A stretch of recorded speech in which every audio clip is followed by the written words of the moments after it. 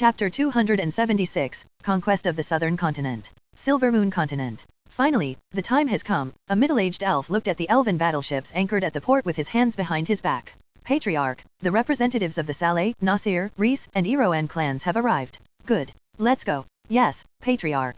The middle-aged man met the representatives of the different clans at a villa overlooking the ocean. There, the teenage elves looked at the flagships that floated on the water with determined expressions on their faces. When the middle-aged elf arrived, all of them stood at attention and pressed their fists against their chests in greeting. All hail the great elder. Be at ease, let's start the meeting. The middle-aged man sat on a raised chair while the other elves sat on theirs. This is an important mission that I will be assigning to all of you, young prodigies of the proud elven clans of the Silver Moon Continent, the middle-aged man said in a confident tone. This mission will be dangerous, but the rewards are equally high. Everyone's gazes were locked on the middle-aged man's face as they digested every word that he said. The patriarchs of their respective clans didn't tell them anything. All they said was that the geniuses of their bloodline would undertake a mission for the glory of the entire elven race. The middle-aged man scanned the eager faces of the young elves and nodded with approval. Your mission is the conquest of the southern continent, the middle-aged man explained. Once you arrive there, you will find that the four kingdoms will be ripe for the picking. I want all of you, in the fastest possible time, to subjugate them in one fell swoop. The one that will oversee this mission will be my grandson, Elador. The middle-aged man made a gesture and a handsome elf with blonde hair and green eyes walked towards him. From all angles, Elador looked like a young man in his late teens. He was radiating a charm and charisma that made the young ladies among the elves look at him with great interest. As I mentioned earlier, he will be the commander of this operation. I expect all of you to obey his orders, for I believe that he is more than capable enough to lead all of you in this great undertaking. The middle-aged man continued his speech. The other clans are unaware of this mission, and I would like to keep it that way. Now, go. Capture the southern continent and make it the new territory of the elves? Gone are the days when our brethren are hunted down to be turned as slaves. It is now our time to turn humans into slaves. The elves will finally end our 100 years of silence and begin our conquest of the human lands. May the goddesses of the moon bless us all. May the goddesses of the moon bless us all. Central Continent. A man with graying hair stood on top of a pyramid, overlooking the young warriors that had gathered from all over his empire. He had already been alerted that the war in the southern continent was about to begin, and it was now time to take a share of the conflict. His name was Leonidas, the great emperor of the Creator Empire, a force that not many dared to offend in the southern continent. It was well known for its military might that had brought many nations to their knees and made them part of its vast empire. Just like the four kingdoms of the southern continent, the Creator Empire was one of the 8 overlords of the central continent. Being one of the top 8 factions in a continent that was 20 times bigger than the southern continent, proved how formidable it was. Go with haste, and reach the shores of the southern continent in a month's time, the great emperor of the Creator Empire ordered. It's time to stake a claim on distant shores, conquer them in the name of the Creator Empire, capture those who submit and kill those who oppose us. All of you are the proud warriors of our empire. Glory to Creator! Glory to Creator! The young warriors raised their weapons in unison. Make my granddaughter the queen of the southern continent. Great Emperor Leonidas ordered. Let them know the might of our empire. Glory to Creator! Zagarl Ranath, the demon commander and Carter's direct superior, gathered his forces. Only 10 days remained before the interdivision battle in the Hellan Royal Academy was to occur. Carter's reports were very positive and it made him look forward to the great harvest that they would have in a few days' time. He was currently making his final preparations to bring back the broodmares that Carter had ensnared in the academy. Commander Zagarl wouldn't be participating in the retrieval operation, because he was guarding their borders against the persistent invasion from the Dark Elves who had, for some unknown reason, broken off their alliance. To this day, Commander Zagarl had no idea what the dark-skinned race was thinking. All he knew was that the other forces within the demon continent were also looking forward to the aftermath of the conflict between the two sides. Because of this, he had assigned his right hand to oversee the mission personally to ensure its success. Their plan was very simple. Enter the southern continent through the hidden teleport gate that they had built long ago, and connect to Carter's makeshift two-way dimensional gate within the academy. They would help Carter conduct a massacre, but their main role was to capture the young ladies to bring back the demon continent. It would be a blitzkrieg attack that would last for less than half an hour before they returned to the demon continent in haste. In order to facilitate the teleport gates, the demon race had prepared 1/10 of the magic crystals that they had stored over the years. That was a lot of resources, so their mission mustn't fail at all cost. Aside from young ladies of the magic division, the demons would also capture the ladies from the spirit division. What the demon race needed were warriors that would be born with magic and spirit power. They already had strong bodies, so taking captives from the martial division would just be a waste of their time. 10,000 demon warriors. This was the number that Commander Zagarl had gathered for this massive undertaking. Their accomplices in the Hellan Kingdom would create a barrier around the academy to prevent reinforcements from getting in their way. Commander Zagarl was very confident with this plan, so he wasn't worried about the results. All that he was worried about was that the demon warriors would accidentally break the girls once they were brought back to their domain. Unlike demons, human women were more delicate and prone to injuries. Upted chapters and Enfelbin.com This was why he had repeated over and over again that anyone who dared to indulge themselves during the mission would be killed on the spot. This was the only way to prevent the unnecessary loss of broodmares that would give birth to the next generation of demons that held powerful abilities. What he didn't know was that his trusted agent within the Royal Academy had had a change of heart and formulated his own plan as well. Although Carter still felt loyal to the demon race, the temptation of the divinity inside William's body was too much for him to ignore. Because of this, there would be slight deviations to the demonic invasion that Commander Zagarl thought was already in the bag. Chapter 277, Guests from the Kingdom of Phrygia Part 1. The Crown Prince of the Hellan Kingdom looked at the mirror with a serious expression. Behind him, several of his aides were holding different ceremonial clothes, all of which were made from the finest materials, and made by the best tailors of the kingdom. Those clothes look perfect on you, Your Highness, Prince Lionel's right-hand man said with admiration. Are you sure? Prince Lionel turned his head in an anxious manner. Will this really be good, or should I change clothes once again? Your Highness, believe me when I say that your clothes are perfect. There's no need to change anything. Prince Lionel's right-hand man was doing his best to keep the smile on his face from breaking. The prince had already spent 2 hours in front of the mirror to find the most appropriate clothes he could wear in order to receive the special guests that would be arriving in a few hours. The crown prince had always been confident in whatever he did. However, since the special guest that would be arriving was the love of his life, he wanted to look more presentable than he usually did in order to impress her. Just know that if you lied to me, I'll have your head cut off, Prince Lionel said in a serious manner. Do I make myself clear? Why yes, Your Highness, the man stuttered as he did his best to prevent his body from trembling all over. After looking at the mirror one last time, Prince Lionel left his room to join the delegation that would be welcoming the third princess of the Kingdom of Phrygia into the Hellan Kingdom. We are to mobilize and escort a VIP guest that just arrived at our border, William asked with a frown.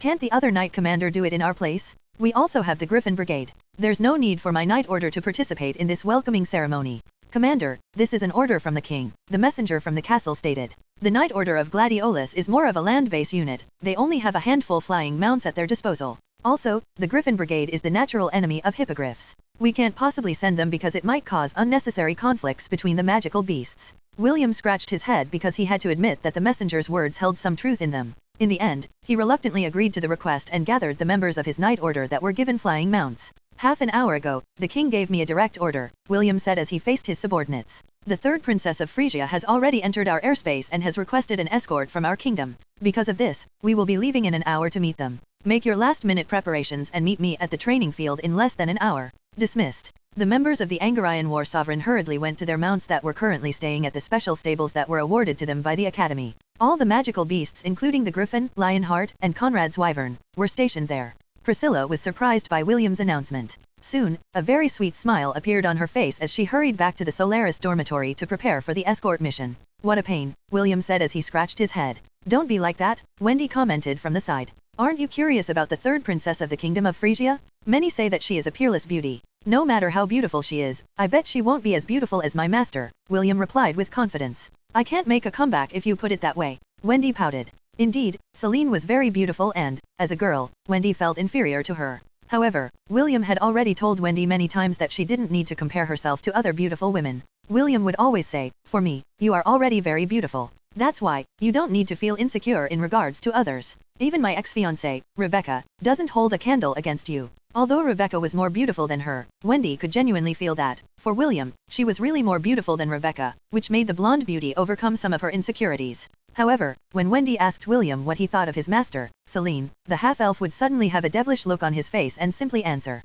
someday, I will give my master a good spanking. That will be repayment for all the suffering I've experienced under her hand. Wendy tried to ask more about what these sufferings were, but William would silence her question with a hug, or a kiss.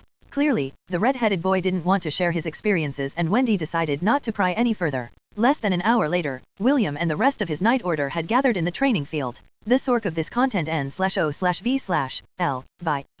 William's personal flying carriage that held the insignia of the Angarayan Knight Order was also there for him to ride in. Like always, the one that would be pulling the carriage was Dave and his partner, Lionheart. This time, Priscilla summoned her alpha hippogriff and asked William to personally give her the honor of leading their Knight Order to meet their special guests. The half-elf readily agreed because he wasn't too interested in meeting the third princess of their allied kingdom. Commander, I can see them now, Dave reported. Carry on, William ordered. Wendy was currently taking a nap, with her head on his lap. William looked at the scenery outside of the flying carriage, while firmly holding the girl's waist so that she wouldn't fall off of the couch. Those accompanying him inside the carriage had already gotten used to this scene, and none of them said anything about it, including Ian, who was also looking outside the carriage window to prevent himself from feeling envious of the girl lying on William's lap. After the trial at the peak of enlightenment, Ian had unlocked the seal on his body to a certain extent that allowed him to harness the powers that had been sealed for just as long. He didn't say anything to Est and his brother because he was afraid that the two would get jealous of him. Still, what's the point of having this power if I can't use it out in the open? Ian thought as the entourage from the kingdom of Frisia appeared in front of them. After sending their greeting, the members of the Angarian war sovereign spread out and joined the flying formation towards the capital of the Hellan kingdom. The aerial cavaliers of the kingdom of Frisia looked at these young knights with surprise and admiration. They could tell that their escorts were still teenagers and it made them feel very complicated, seeing them riding hippogriffs alongside them. In their kingdom, only those that had done great deeds for their homeland would gain the honor of riding on the backs of hippogriffs. These magical beasts were the main fighting force of their kingdom and not many were allowed to ride them willy-nilly. There was even a teenager that was riding on top of a wyvern. Looks like the second knight commander of the Hellan kingdom is not just for show, the knight captain of the aerial cavaliers from the kingdom of Frisia thought. It was not only him. Almost every one of his subordinates was thinking the same thing. How rude, one of Princess Sidonie's attendants, who was riding inside her flying carriage, complained. Shouldn't that knight commander personally come to offer his greetings to our princess? How come he's staying inside his flying carriage and not even making his presence known? HMP? I guess being a knight commander and being a gentleman are two different things, another attendant complained. We came here to aid them in the war and yet they don't treat us like VIP guests. Princess Sidonie frowned when she heard her attendants, but she didn't say anything. Deep inside, she was looking forward to meeting the knight commander of the Angarian war sovereign. The reports she received about him were all very interesting, and she wanted to catch a glimpse of the narcissistic half-elf that was said to have hair that resembled a blazing fire. Unfortunately, the said half-elf had other things in his mind, and they were not even about the third princess. How come Carter still hasn't made a move in all this time? William thought. He clearly knows that Wendy had been freed from his control, so why isn't he sending Charlotte to investigate? Something doesn't feel right. The professor hadn't done anything suspicious as of late. Most of the time, he just stays inside his room meditating. He even stopped making those candies, and simply does his duty as the teacher of the academy. Perhaps he is waiting for something? What do you think? I don't have sufficient data to answer the host's question. William sighed internally. Carter's silence was making him feel anxious. It was as if there was a sharp guillotine that was hanging over his head, waiting for the right time to end his life. I hope that I'm just being too paranoid. William sighed in his heart. I have a nagging feeling that something very bad is going to happen inside the academy soon.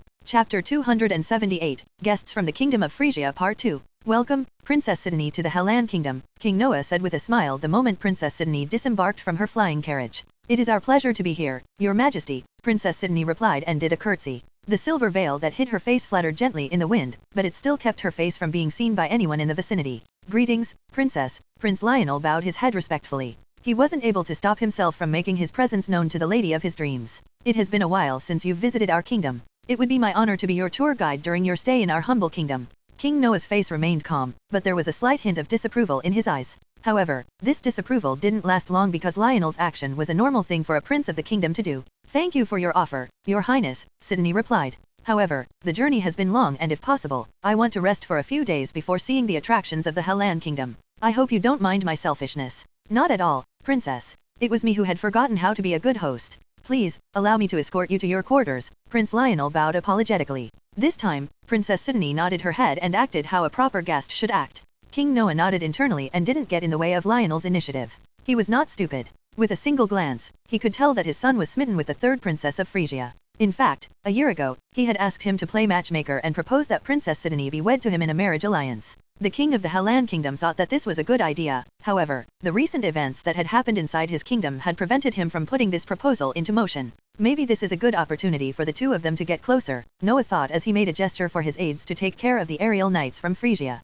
Since their purpose for coming was to be their reinforcements, King Noah prepared the best rooms for them as well as the best accommodations for their magical beasts. While his aides were busy guiding their guests, King Noah walked towards the flying carriage that belonged to his second knight commander, who hadn't even poked his head out to greet the princess of their allied kingdom. King Noah had conflicting feelings towards William because he was also someone that Est praised highly. As a father, he could see the signs that indicated that his son was very attached to the half-elf and hoped that it was just due to admiration. Commander, the king is making his way here, Dave reported. How can't he just leave me alone? William grumbled as he gently lifted Wendy's head from his lap and used a soft cushion as replacement to allow the sleeping beauty to continue sleeping. He then stepped out of the carriage to meet the king of the kingdom with a smile on his face. Greetings, Your Majesty, William said as he placed his right fist over his chest. I have accomplished the mission that you decreed upon me. You did well, Commander William, King Noah replied. I'm sorry for calling you out of the blue and asking you for an escort mission. I hope you don't mind the inconveniences I caused you. There was no inconvenience, Your Majesty, William replied with a smile.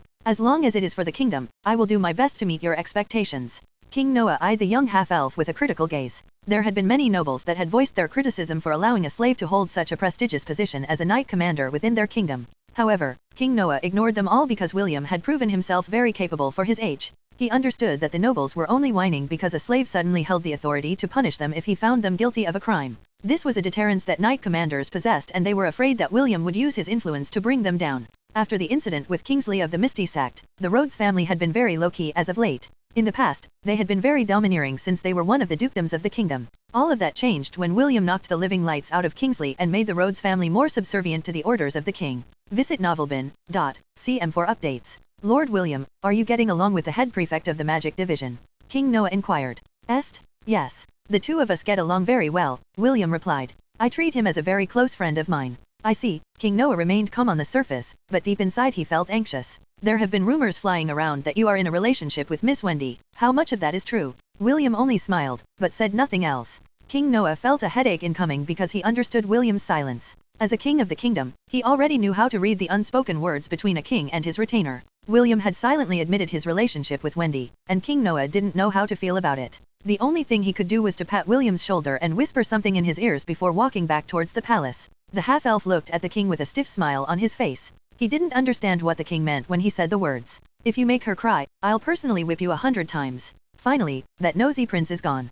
Princess Sidonie's attendant exclaimed the moment Prince Lionel left her room. The prince stayed for over an hour and chatted with Princess Sidonie about the current affairs in Frisia. Prince Lionel had been sorely tempted to snatch the veil covering his beloved's face so he could admire her beauty up close. However, he didn't want the princess to hate him, so he fought this impulse while keeping a smile plastered on his face. If not for Princess Sidonie hinting that she was very tired and wanted to rest, Prince Lionel might have stayed longer. Fortunately, the crown prince knew when to advance and retreat, so he decided to take a step back and allow the princess to finally rest. Before she left the kingdom of Frisia, the king gave her several powerful artifacts to suppress her powers. This allowed her to safely interact with King Noah and the rest of the representatives of the Hellan kingdom. Still, she felt a certain dislike for the crown prince of the Hellan kingdom. He was like the other men that had pursued her because they were charmed by her powers. If Princess Sidonie wanted to, she could make all of them do whatever she wanted, but she chose not to. However, there was someone that didn't like to live the life of a pacifist. Where's the fun in making ordinary men grovel at our feet? A voice sounded from inside Princess Sidonie's head.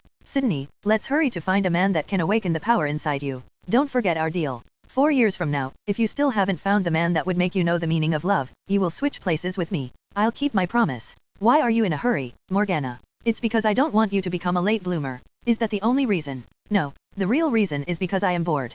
Come on, why don't you swap with me for an hour or two? I promise I'll behave. Princess Sidonie sighed. She didn't know when or how it happened, but on her 10th birthday, a voice started speaking to her inside her head. This was also about the time that her powers had awakened and almost caused a disaster inside their kingdom. For Princess Sidonie, Morgana was an overprotective older sister that would nag at her whenever she acted timid in front of other people. Sometimes, Morgana would forcefully take over her body whenever she was in grave danger and protect her from harm. After living in the same body for many years, Princess Sidonie and Morgana had grown extremely close to each other. Sometimes, when Princess Sidonie didn't want to deal with other people, she would hide inside her sea of consciousness and allow Morgana to take over. Morgana also knew that Princess Sidonie was at the age where she would be interested in the opposite gender. However, the little girl was a romantic type. What she wanted was someone who could love her without being affected by her powers. Because of this, Morgana proposed that whenever Princess Sidonie found a candidate, Morgana would assess the man to see if he was worthy of her little sister. Princess Sidonie agreed to this condition because she knew that Morgana only wanted the best for her.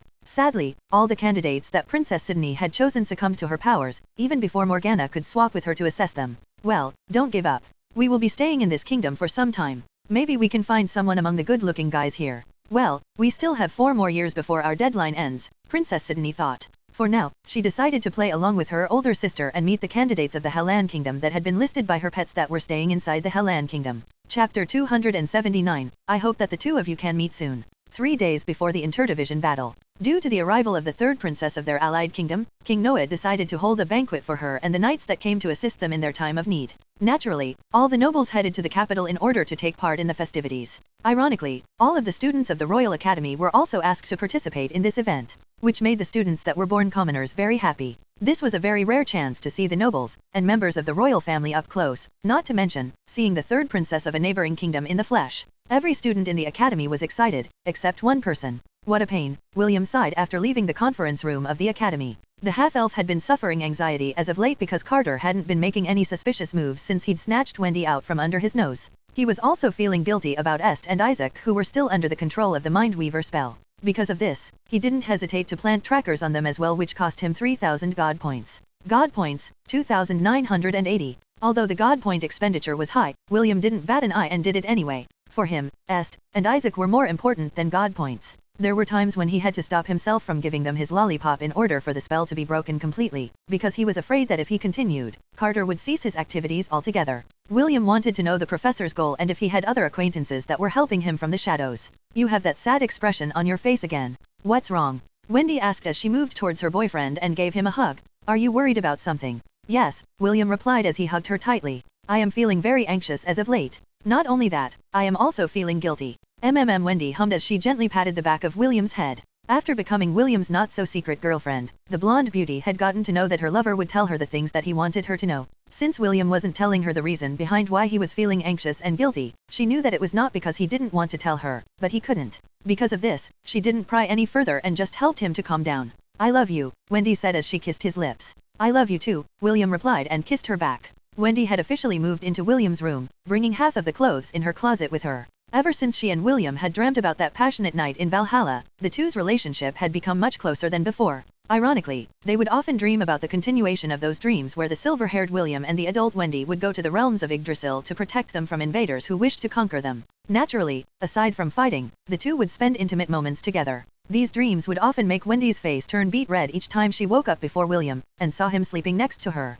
Of course, those intimate adult scenes were restricted to their dreams. William didn't do anything to her, aside from hugs and kisses when both of them were awake. Feeling better? Wendy asked. Much better, William smiled and kissed her forehead. The beautiful blonde then dragged William to the bed in order to talk about their plans for the banquet, which would be held tonight. I heard that the third princess is so beautiful that she has to cover her face with a veil, Wendy said like an auntie who liked gossip. I wonder if the rumors are true. If we go by the script, she would definitely be an earth-shaking beauty that would make all the men fall on their knees and beg for her good graces, William replied. Including you? Wendy inquired. I haven't seen her face, so I can't say for certain. However, there is one thing that I am sure of, William answered with a smug expression on her face. And that is, she will definitely fall in love with me. Wendy pouted and pinched William's waist. Instead of feeling pain, the half-elf just smiled and enjoyed Wendy's jealous action. You're so full of yourself. Wendy wrinkled her nose in annoyance. William pinched his lover's nose with a teasing smile. And that's the reason why you fell in love with me, right? HMP. Wendy pounded William's chest, and the latter only laughed as he caught her fists.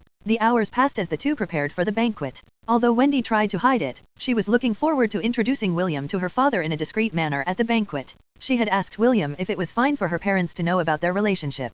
The half-elf had no qualms about informing Wendy's parents because he planned to take this relationship seriously. The only request was that it wouldn't be made public until after his duel with Rebecca was over. Wendy agreed to William's condition and silently apologized to Rebecca inside her heart. Although she knew that Rebecca and William didn't have any feelings for each other, she still felt like a thieving cat that got in the way of her good friend's love relationship. Beautiful, simply beautiful, William praised Wendy after he helped her put on her dress for the party. He was even the one who helped brush her hair and chose the accessories she was going to wear. The half-elf was almost half-tempted to not let her go to the banquet and lock her up in his room to prevent other men from looking at her. I bet that you say that to all the girls, Wendy replied in a sarcastic manner, but deep inside she was very happy to be praised by William. Get the latest chapters on n/felbin.com. Not to all the girls, William corrected her. I only say that to the girls close to my heart. Oh, aside from me, who else do you call beautiful? My master and a black-haired beauty that is waiting for me to sweep her off her feet. Priscilla. Wendy raised an eyebrow as she looked at the handsome red-headed boy who was wearing the ceremonial black attire of the Angarian war sovereign. Not her, William shook his head. Someone that holds my heart close to her chest and thinks about me every single day. What is her name? Belle. Wendy tilted her head as she tried to recall the names of the girls that were close to William. Her memory was good, so she easily concluded that she hadn't met the girl named Belle before in her life. Where is she? Wendy asked as she looked straight into William's light green eyes that reflected her image back to her. William sighed before answering Wendy's question. The short reunion with Belle was one of his most precious memories. In a place far from my reach, William answered with a sad expression. He then caressed the side of Wendy's face and looked at her with a serious expression. I hope that the two of you can meet soon. I wish for that as well. Shall we go now? Okay. Wendy nodded her head. William then bent his elbow in a gentlemanly manner to escort the beautiful lady outside the Solaris dormitory, where Dave was waiting for them. They were already an hour late for the party, but William didn't care. For him, this party was just a way to blow off steam and meet Wendy's parents. Although he couldn't publicly announce their relationship, that didn't mean that he wouldn't meet with his girlfriend's parents. William wanted them to know that he was serious in having a relationship with their daughter. Now, whether Wendy's parents would accept him or not, that could only be answered by Wendy's father, Joaquin Armstrong. Chapter 279, I hope that the two of you can meet soon. 3 days before the interdivision battle. Due to the arrival of the third princess of their allied kingdom, King Noah decided to hold a banquet for her and the knights that came to assist them in their time of need. Naturally, all the nobles headed to the capital in order to take part in the festivities. Ironically, all of the students of the Royal Academy were also asked to participate in this event, which made the students that were born commoners very happy. This was a very rare chance to see the nobles and members of the royal family up close, not to mention seeing the third princess of a neighboring kingdom in the flesh. Every student in the academy was excited, except one person. What a pain, William sighed after leaving the conference room of the academy. The half-elf had been suffering anxiety as of late because Carter hadn't been making any suspicious moves since he'd snatched Wendy out from under his nose. He was also feeling guilty about Est and Isaac, who were still under the control of the Mindweaver spell. Because of this, he didn't hesitate to plant trackers on them as well, which cost him 3,000 God points. God points, 2,980. Although the God point expenditure was high, William didn't bat an eye and did it anyway. For him, Est and Isaac were more important than God points. There were times when he had to stop himself from giving them his lollipop in order for the spell to be broken completely, because he was afraid that if he continued, Carter would cease his activities altogether. William wanted to know the professor's goal and if he had other acquaintances that were helping him from the shadows. You have that sad expression on your face again. What's wrong? Wendy asked as she moved towards her boyfriend and gave him a hug.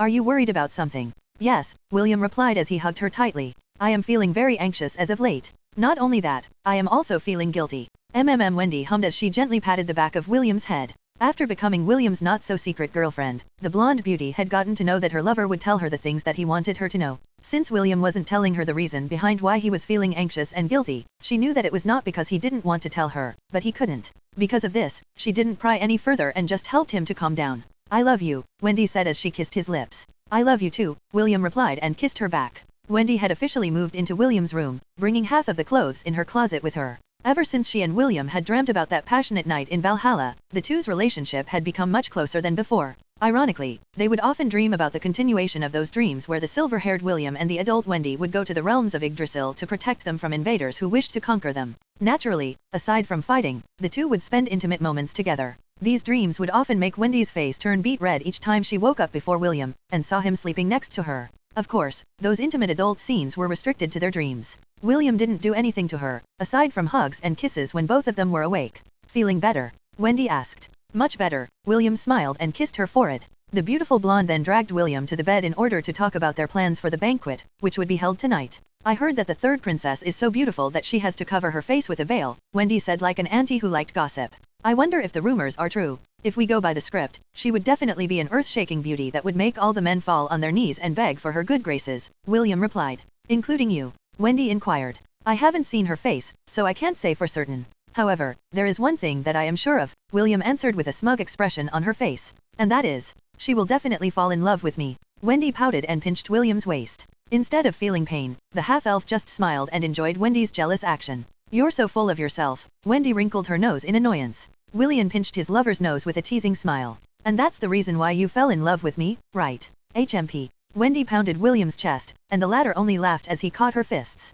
The hours passed as the two prepared for the banquet. Although Wendy tried to hide it, she was looking forward to introducing William to her father in a discreet manner at the banquet. She had asked William if it was fine for her parents to know about their relationship. The half-elf had no qualms about informing Wendy's parents because he planned to take this relationship seriously. The only request was that it wouldn't be made public until after his duel with Rebecca was over. Wendy agreed to William's condition and silently apologized to Rebecca inside her heart. Although she knew that Rebecca and William didn't have any feelings for each other, she still felt like a thieving cat that got in the way of her good friend's love relationship. Beautiful, simply beautiful, William praised Wendy after he helped her put on her dress for the party. He was even the one who helped brush her hair and chose the accessories she was going to wear. The half-elf was almost half tempted to not let her go to the banquet and lock her up in his room to prevent other men from looking at her. I bet that you say that to all the girls, Wendy replied in a sarcastic manner, but deep inside she was very happy to be praised by William. Get the latest chapters on n/felbin.com. Not to all the girls, William corrected her. I only say that to the girls close to my heart. Oh, aside from me, who else do you call beautiful? My master and a black-haired beauty that is waiting for me to sweep her off her feet. Priscilla. Wendy raised an eyebrow as she looked at the handsome red-headed boy who was wearing the ceremonial black attire of the Angarian war sovereign. Not her, William shook his head. Someone that holds my heart close to her chest and thinks about me every single day. What is her name? Belle. Wendy tilted her head as she tried to recall the names of the girls that were close to William. Her memory was good, so she easily concluded that she hadn't met the girl named Belle before in her life. Where is she? Wendy asked as she looked straight into William's light green eyes that reflected her image back to her. William sighed before answering Wendy's question. The short reunion with Belle was one of his most precious memories. In a place far from my reach, William answered with a sad expression. He then caressed the side of Wendy's face and looked at her with a serious expression. I hope that the two of you can meet soon. I wish for that as well. Shall we go now? Okay. Wendy nodded her head. William then bent his elbow in a gentlemanly manner to escort the beautiful lady outside the Solaris dormitory, where Dave was waiting for them. They were already an hour late for the party, but William didn't care. For him, this party was just a way to blow off steam and meet Wendy's parents. Although he couldn't publicly announce their relationship, that didn't mean that he wouldn't meet with his girlfriend's parents. William wanted them to know that he was serious in having a relationship with their daughter. Now, whether Wendy's parents would accept him or not, that could only be answered by Wendy's father, Joaquin Armstrong. Chapter 280, The Crown Prince's Jealousy. When they arrived at the banquet, the party was already in full swing. The performers took center stage at the center of the hall, and wowed the crowd with their amazing performances. The moment William's name was announced by the head butler of the palace, all eyes went towards the main entrance to see him. William walked confidently with Wendy by his side. The two of them looked like a perfect couple, which made the ladies and men sigh in admiration. Fortunately, Rebecca wasn't at the party because she had already traveled to the central continent to start her training at the Misty sect. Get the latest chapters on n/felbin.com. After their humiliating defeat, that was witnessed by the nobles of the kingdom, the representatives of the Misty sect left in haste in order to save what little dignity they had left. Unfortunately, even though Rebecca wasn't at the party, Rebecca's grandfather, Lawrence, and her father, Duke Dillion, were there due to the king's summons. Duke Dillion hatefully glared at William, not because he was escorting Wendy at the party, but because he felt that he had been slapped in the face due to the Misty sect's loss under William's hand.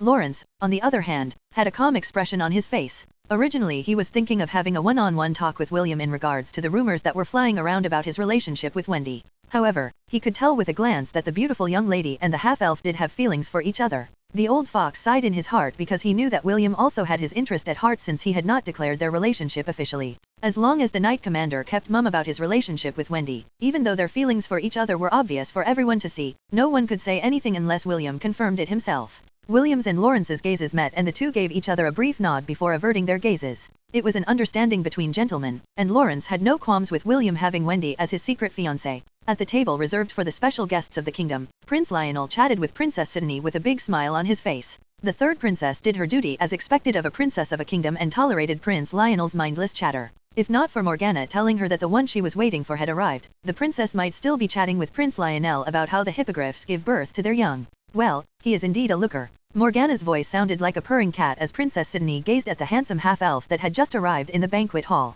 Seeing her attention was diverted from him, Prince Lionel frowned and followed her gaze. When he saw William and the beautiful blonde beauty accompanying him, the frown on the crown prince's face deepened. Of course, this only lasted for a brief moment before it returned to its usual calm expression. He is the youngest knight commander of our kingdom. Prince Lionel took the initiative to introduce William to Princess Sydney. His name is William von Ainsworth, a country bumpkin and a slave who somehow managed to catch father's attention. Princess Sydney didn't miss the contempt and ridicule in Prince Lionel's voice when he mentioned William's name. He must have done something exceptional if he was given the position of Knight Commander, Princess Sydney said to test the waters in order to gain more information from Prince Lionel. If not, he wouldn't be given such an important role at such a young age. Prince Lionel chuckled as he reluctantly nodded his head. This is true. However, only my father knows about this exceptional merit that he did for the kingdom. Lord William was like a mushroom that suddenly popped out of the woodwork and surprised not only me, but all the nobles within our kingdom. Are you interested in him, Princess? The question sounded so harmless, but there was slight tension in the air as Prince Lionel stared at the veil that was blocking his beloved's beautiful face.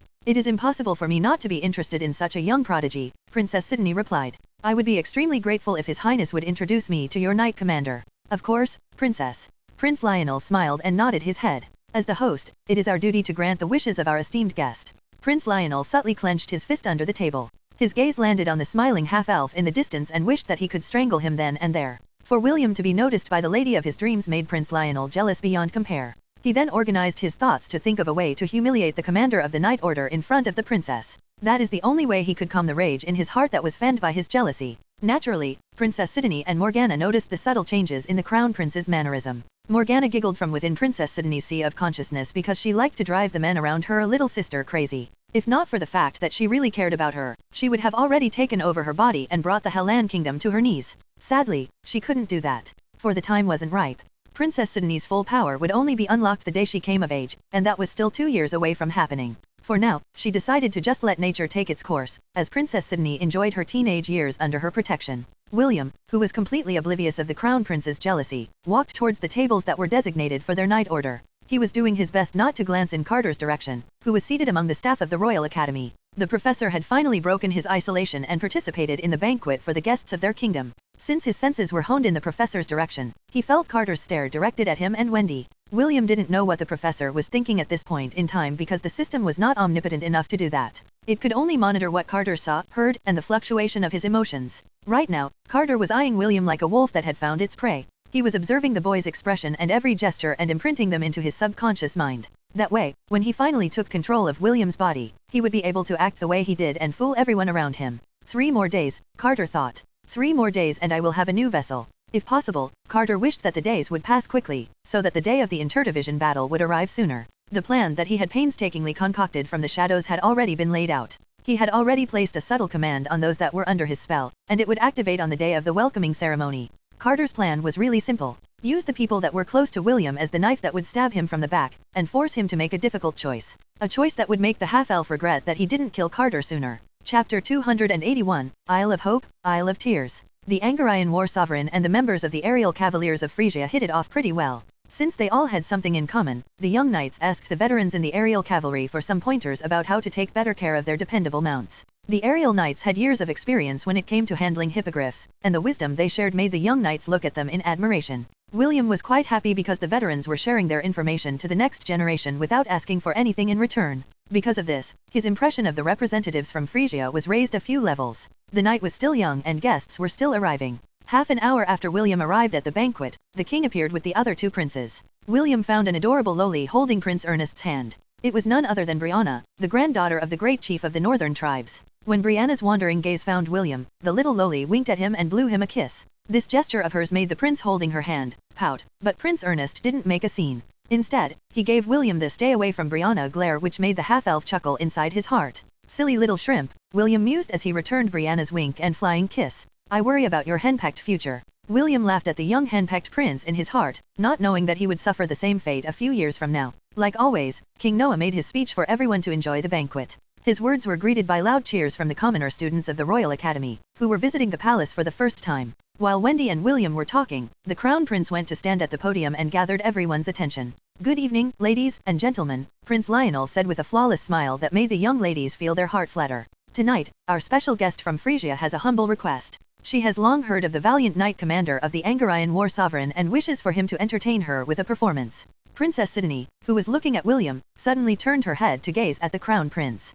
She didn't mention anything about asking William to perform for her. All she wanted was for the Crown Prince to introduce William to her. However, a part of her was also interested in finding out whether or not William could show her something interesting. Morgana, who was watching everything from within Princess Sydney's sea of consciousness, curled her lips up in a sneer. Such a petty person, but this is also good, Morgana thought. Well, I'm looking forward to an entertaining performance. Do your best, pretty boy. William's smile stiffened as he looked at the Crown Prince, then at the veiled princess in the distance. After that, he gave Wendy a glance and whispered something in her ears. Told you the princess was going to fall in love with me at first sight, William whispered. Instead of answering him, Wendy pinched his waist with a sweet smile on her face. Feeling the pain of his lover's jealousy, William chuckled and gave her hand a light squeeze before standing up. Since the Crown Prince decided to put him in the spotlight, the half-elf decided to humor him and make him regret his decision. It's times like this that make me glad I acquired the bard job class, William thought as he walked to the center of the hall and bowed to the third princess, who was looking at him from behind her veil with anticipation. I am honored that Princess Sydney chose me to perform for her, William said with a smile. Unfortunately, my skills are only subpar. I hope that Her Highness won't get offended if I don't meet her expectations. Princess Sydney was amused by William's introduction, so she decided to give him some encouragement. I've heard many things about Lord William even in our distant kingdom of Frisia, Princess Sydney said with a voice that was akin to hearing an angel sing. I look forward to your performance. William smiled and nodded his head. Since Her Highness wants to see me perform, this humble shepherd will sing you a song. William summoned his lute and strummed it a few times. At first, he just intended to sing the nursery song, Twinkle Twinkle Little Star, but decided against it. This was the first time Wendy was seeing him perform, so he decided to get a bit serious. His eyes subtly scanned the crowd and found his music teacher, Fairite, smiling at him from the audience. William gave the handsome elf a gesture, which made the latter's lips curl up into a smile. It was the gesture that the two of them had made in Lant. When Fairite was to do the gesture, it meant that he wanted William to play with him as support and vice versa. Since this is your first bardic performance, I will do my best to make you shine, Fairite mused as he summoned a flute. Seeing that his teacher was all set, William then looked at the third princess of the kingdom of Frisia. I dedicate this song to all the young ladies that are present in this banquet tonight, William said as he firmly held the lute in his hand. May all of you find courage even in your darkest hour. The title of this song is Isle of Hope, Isle of Tears. Job class successfully switched to Bard. After hearing the system's notification, William took a deep breath and deftly strummed the strings of his instrument. The rich and melodious sound of the lute, accompanied by the soft and gentle sounds of the flute, reverberated within the hall. William then started to sing. Everyone's eyes in the room widened, especially the first years from the martial division. They were looking at the handsome half-elf as if seeing him for the first time. They already knew that their commander was a strong and brave person, but they didn't expect him to be a good singer as well. William sang and serenaded everyone in the banquet hall and poured out his feelings to his song. In a little bag she carried all her past and history, and her dreams for the future, in the land of liberty. And courage is the passport when your old world disappears. But there's no future in the past when you're 15 years. William's captivating voice and the melody of the instruments plucked the heartstrings of the ladies that were looking at him with infatuated gazes. Princess Sydney unconsciously placed her hand over her chest as she listened to the heart-provoking song that William was singing. Prince Lionel, who was paying close attention to Princess Sydney's every action, cursed William internally and regretted his decision to ask him to perform. He thought that the half-elf was a crude person who only knew how to fight. If the Crown Prince knew that William was also a good singer, he wouldn't have forced him to perform even if it killed him. However, it was now too late. Prince Lionel hoped and prayed that Princess Sydney's expression behind her veil wasn't that of infatuation or admiration. He was afraid that if he were to see her face right now, he might decide to ask the organization to assassinate William in order to appease his jealousy. William, who had immersed himself in the song, was not aware of what Prince Lionel, Princess Sydney, and the rest of his audience were thinking. This was one of his favorite songs back on Earth, and the power of the Bard class amplified his feelings of longing tenfold. The result of this combination made those who were listening to him tear up. William continued to sing, and even though he was smiling, a tear still fell down on the side of his face as he sang the final lyrics of the song. Isle of Hope, Isle of Tears, find PDTes on n/VLN.cm. Isle of Freedom, Isle of Fears. But it's not the isle you left behind. The half-elf's rendition had captured everyone's hearts, making his teacher, Fairite, very proud of him. William stopped playing and allowed his own voice to finish the final verse of the song, giving it a more soulful ending. The handsome half-elf closed his eyes as he released the emotions from his heart. There was a brief silence before it was broken by a clap that came from Princess Sydney. She continued to clap and it broke everyone out of their daze. Cheers and applause reverberated in the banquet hall as all of the guests showered William with their praises.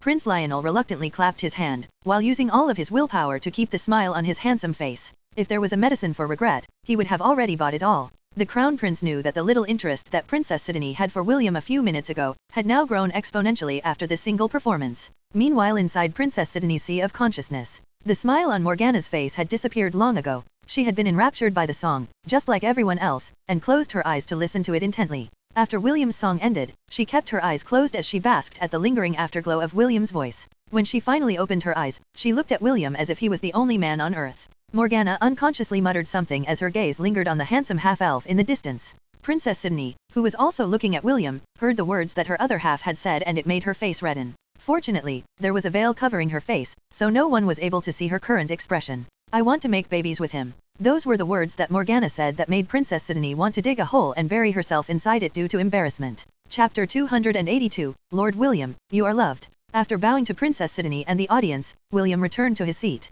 Everyone wanted him to sing more, but he made the excuse that his hands were suffering from arthritis and couldn't play the lute anymore. Everyone laughed at his witty joke and allowed him to go. How could a 14-year-old boy suffer from arthritis? Clearly, William didn't want to sing anymore and they didn't have the heart to force the handsome half-elf to remain. They were still enraptured by his voice and melody that they didn't want to force him to do anything. William returned to his table with a smug expression on his face, and the Martial Division students clapped their hands once again to welcome their commander's triumphant return.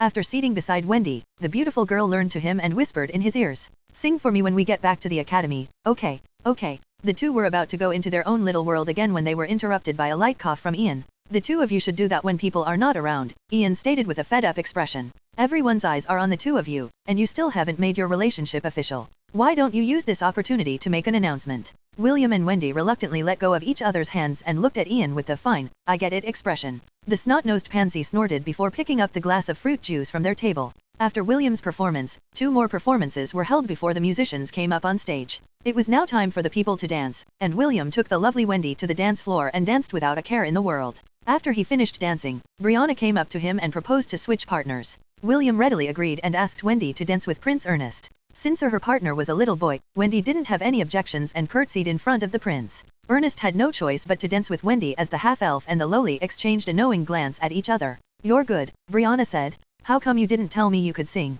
You didn't ask, William replied.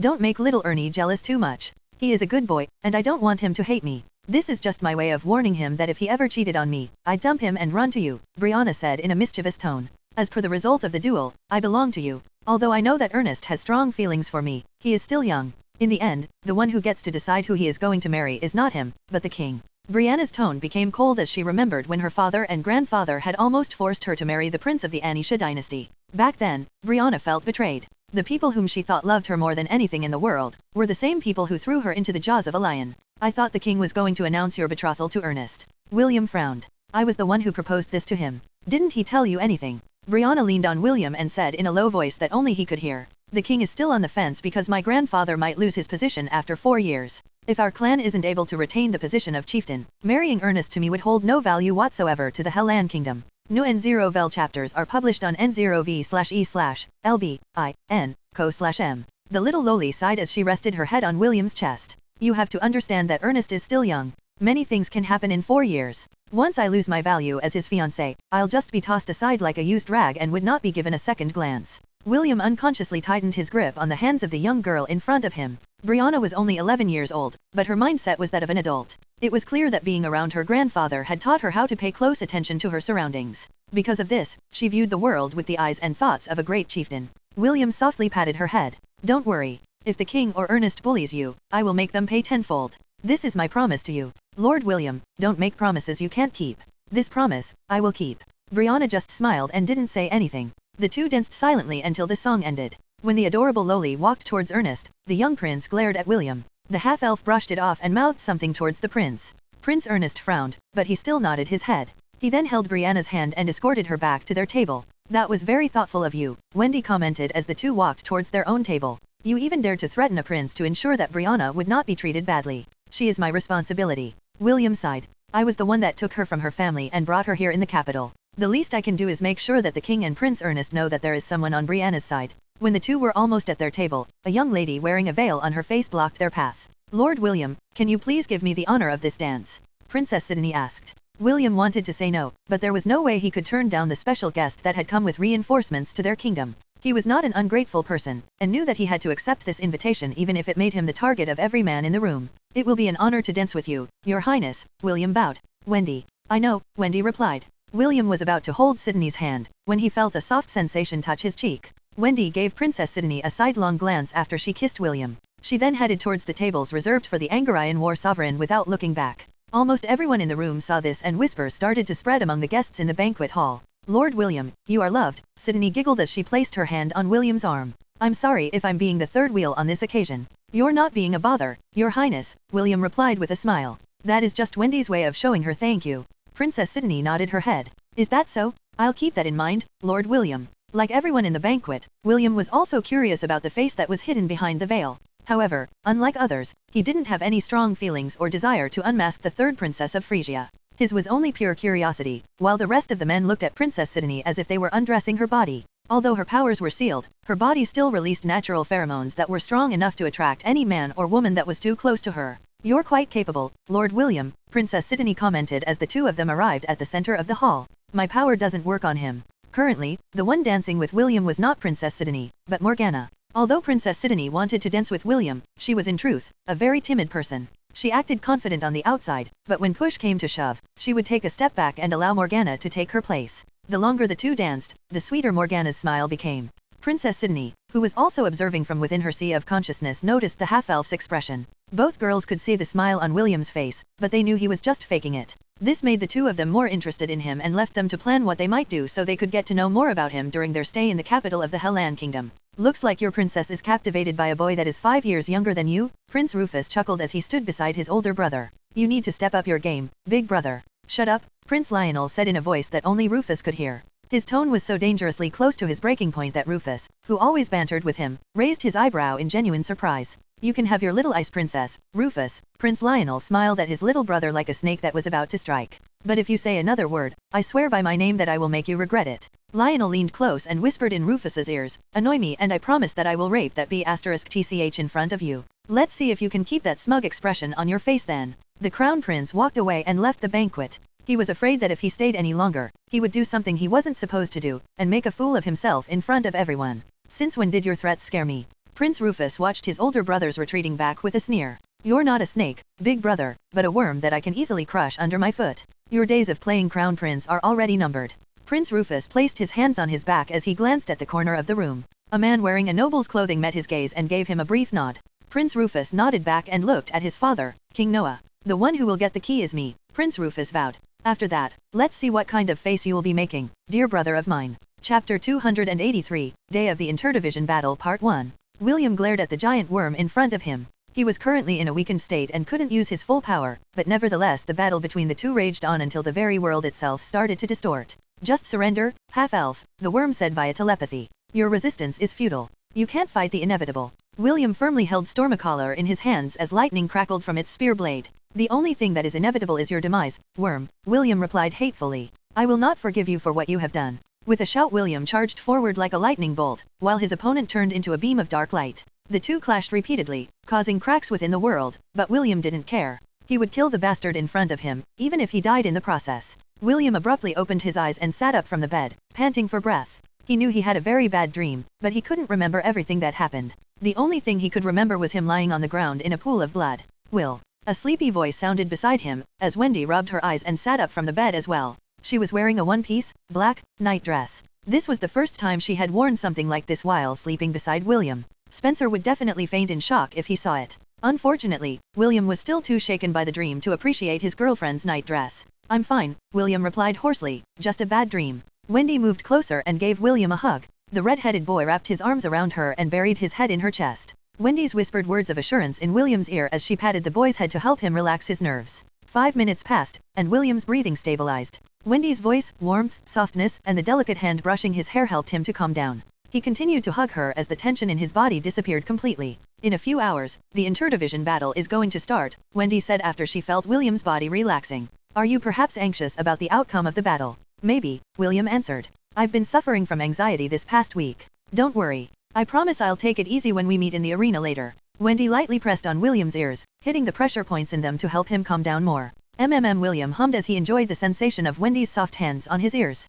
Feeling better. A whole lot better. Thank you, Wendy. You're welcome, Wendy replied. She then looked at the clock hanging on the wall. It was only 2 in the morning and there were still 4 hours before sunrise. Let's go back to sleep, Wendy proposed. We will need it before morning comes. William nodded his head as the two lay on the bed together. Wendy rested her head on William's shoulder and placed her hand on his chest. William held her waist firmly and closed his eyes to sleep. Wendy was right. He would need all the rest he could get in order to prepare for the interdivision battle that would be held at the Grand Coliseum in a few hours. Although it wasn't easy, the red-headed boy was able to sleep after an hour. This time around, he had a dreamless sleep and woke up at 6 in the morning. When he opened his eyes, Wendy was no longer beside him. The half-elf almost panicked, but immediately calmed down after he heard the sound of running water in the bathroom. What is wrong with me? William rubbed his face with his palms in order to remove the last dregs of sleep from his system. Get a grip.